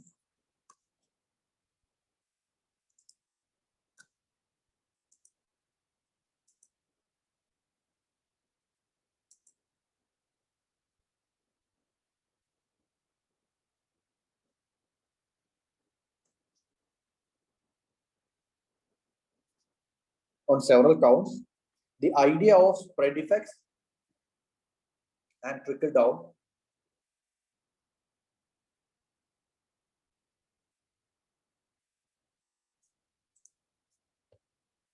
the ideas of spread effects and trickle down has essentially caught the imagination of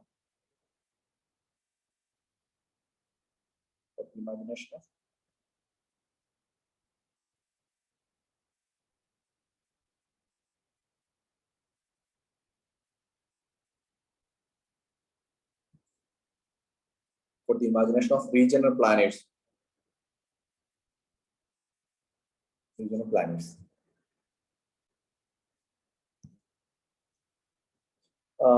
ഒരു കാര്യം കൂടെ ഒന്ന് എഴുതണം. Forward and backward linkage എന്താണെന്ന് നമുക്കൊന്ന് എഴുതണം, because that has been asked in the previous year questions. So theory analysis ഇത്രയുമാണുള്ളത്. Are we clear on that?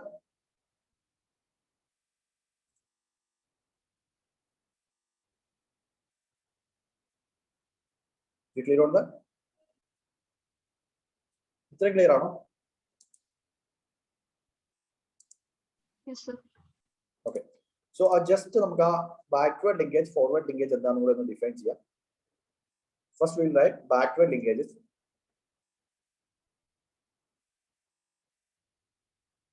An industry, the propulsive or the leading industry, the industries encourage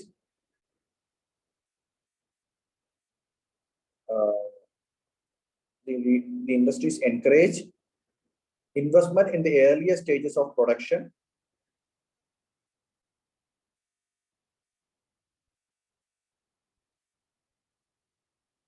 Investment in the earlier stage of production by expanding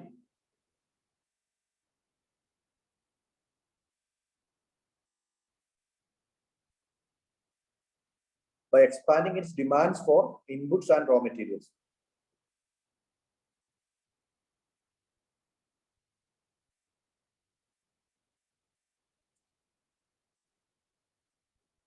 Bracketing, which are outputs of industries in the earlier stages of production.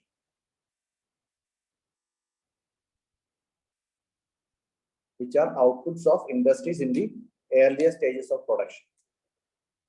Example, the food processing industry promoting what? Agricultural production or agriculture productivity, agricultural efficiency. Okay. Iron ore industry promoting mining efficiency and mining productivity, mining optimality.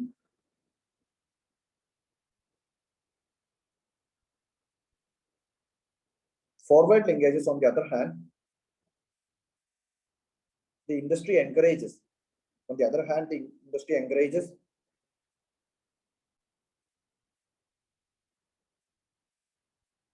subsequent stages of production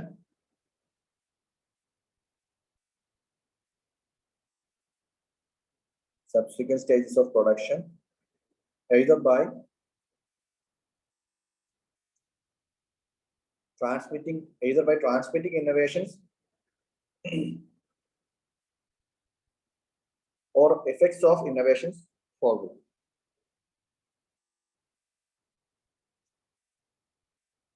Okay. Any example you can take again? Iron and steel. Cheaper steel products will mean what? More machines and more tools are created. So that would again have impact on what the other, maybe agriculture, maybe the transportation, maybe the service sector. So this forward and backward linkage is what that propels the growth in the economy. It's very important because we've been trying to India case backward and forward linkages are not that strong enough because of the several issues in our growth goals. Our growth goals are mostly inadequate and inefficient. So we need to develop these backward and forward linkages between maybe mostly between the agriculture sector and the industry and the market. That linkages are missing in India's case. That's why we see several economic issues like inflation, like what lack of supply, undersupply. All these things are found. Demand overshooting supply. These things are found because of this lack of linkages, proper linkages. Okay. Growth pole theory. The ideas of growth pole theories are very much applicable in even paper 2. So that gives you a framework to write good answers upon.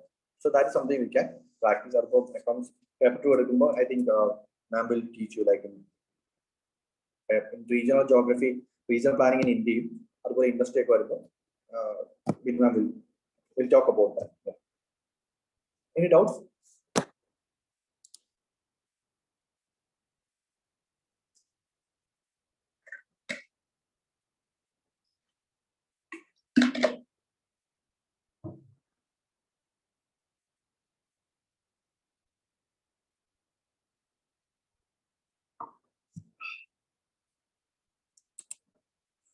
Nanduni, എന്താണ് പറഞ്ഞാൽ നോക്കുന്നത് ഫെബ്രുവരിയിലും sir ഫെബ്രുവരി ആയില്ലേ, അപ്പം ഇനിയുള്ള പ്രിപ്പറേഷനും കാര്യങ്ങളും എല്ലാം എങ്ങനെ പോകണമെന്നുള്ളത് അന്നേരം എല്ലാവരും ഉള്ളപ്പം പറയാമെന്ന് പറഞ്ഞു. Yeah. See, February ആയ സ്ഥിതിക്ക് it's very necessary. പ്രത്യേകിച്ച് ഫസ്റ്റ് അറ്റംപ്റ്റ് ആകുമ്പോൾ പ്രിലിംസിന് ഒരു ഫോക്കസ് കൊടുക്കേണ്ട ആവശ്യമാണ്. So I think we can go hand in hand. Like ഒരു മെയിൻസിന്റെ ക്ലാസിന്റെ ടോപ്പിക്കുകളും ക്ലാസ്സിലുള്ള കാര്യങ്ങൾ അത് കേട്ട് പോവുക. And then you focus on prelims.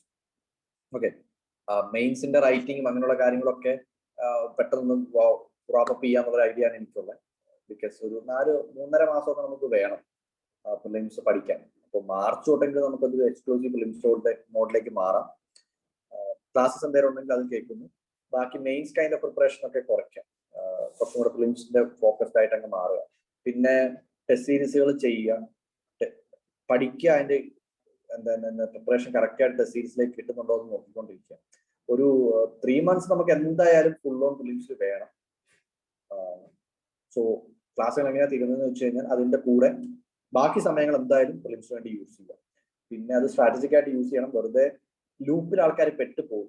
നമ്മുടെ പ്രിപ്പറേഷൻ ഓക്കെ ആണ്, അല്ലെങ്കിൽ നമ്മുടെ ഓക്കെ ആണെന്നുള്ള ചില ആൾക്കാർ പോകും. ചിലര് 2-3 ആഴ്ച, ഒരു 2 ആഴ്ച കഴിയുമ്പോഴായിരിക്കും നമ്മൾ എഫിഷ്യൻസി കുറവായിരുന്നു എന്ന് മനസ്സിലാക്കുക.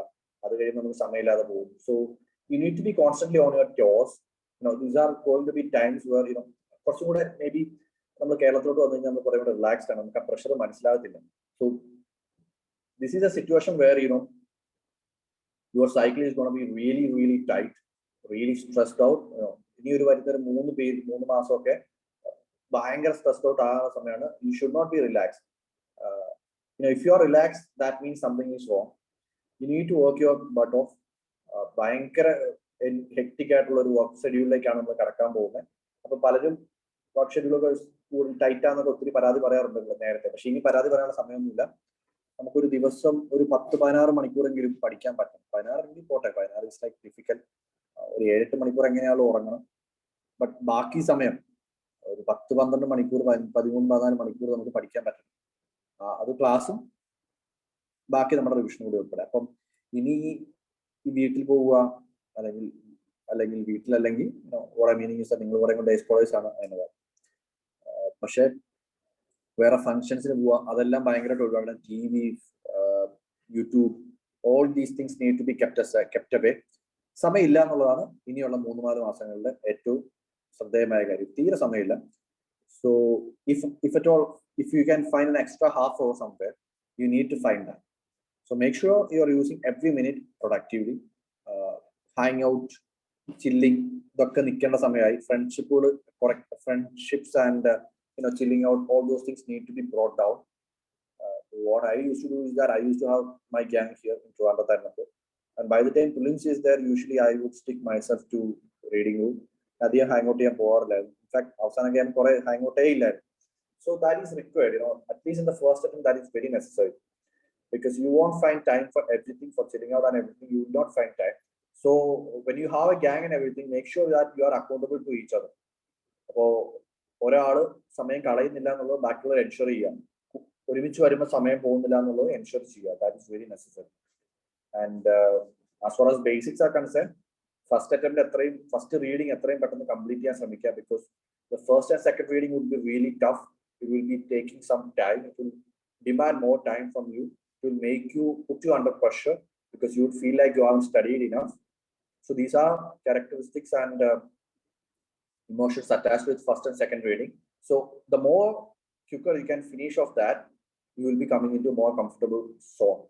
So third and fourth reading ഒക്കെ നമുക്ക് റിക്ലക്ഷൻ ഒക്കെ കിട്ടി തുടങ്ങുള്ളൂ. സോ എത്രയും പെട്ടെന്ന് ഇത് കഴിക്കുക, എന്നാലേ നമുക്ക് ബാക്കി ഒരു എന്താണ് നമ്മുടെ പ്രിപ്പറേഷൻ തരം ഇവാലുവേറ്റ് ചെയ്യണമെങ്കിൽ ഈ 2-3 സ്റ്റേജസ് കഴിയണം. So make sure you are doing that in a war footing as soon as you can do ASAP finish here. Right.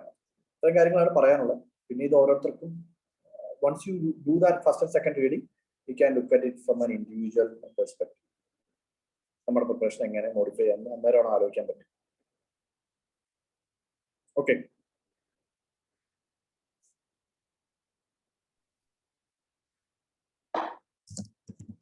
എന്തെങ്കിലും ചോദിക്കാനുണ്ടോ ഇതിനെ കുറിച്ചോ ജോഗ്രഫിയെ കുറിച്ചോ?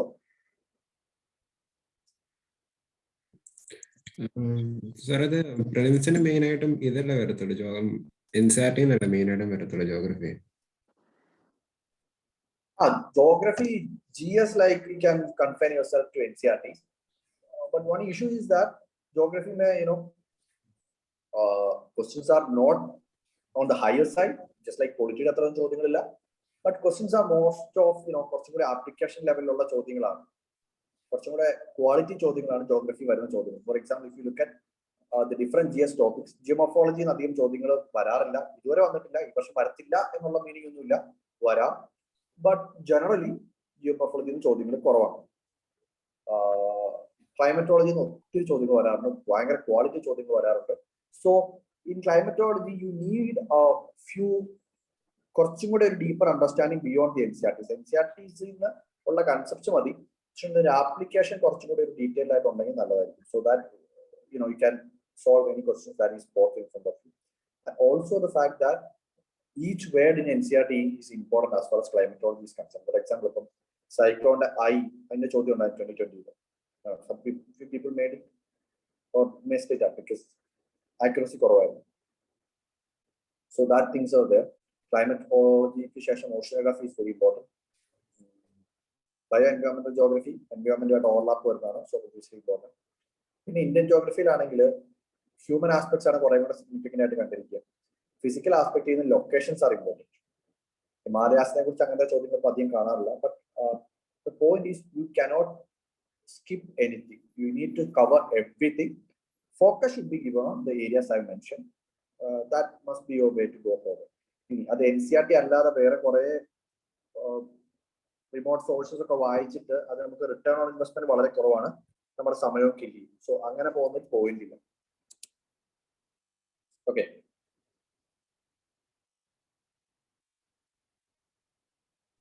Okay, sir. Yeah.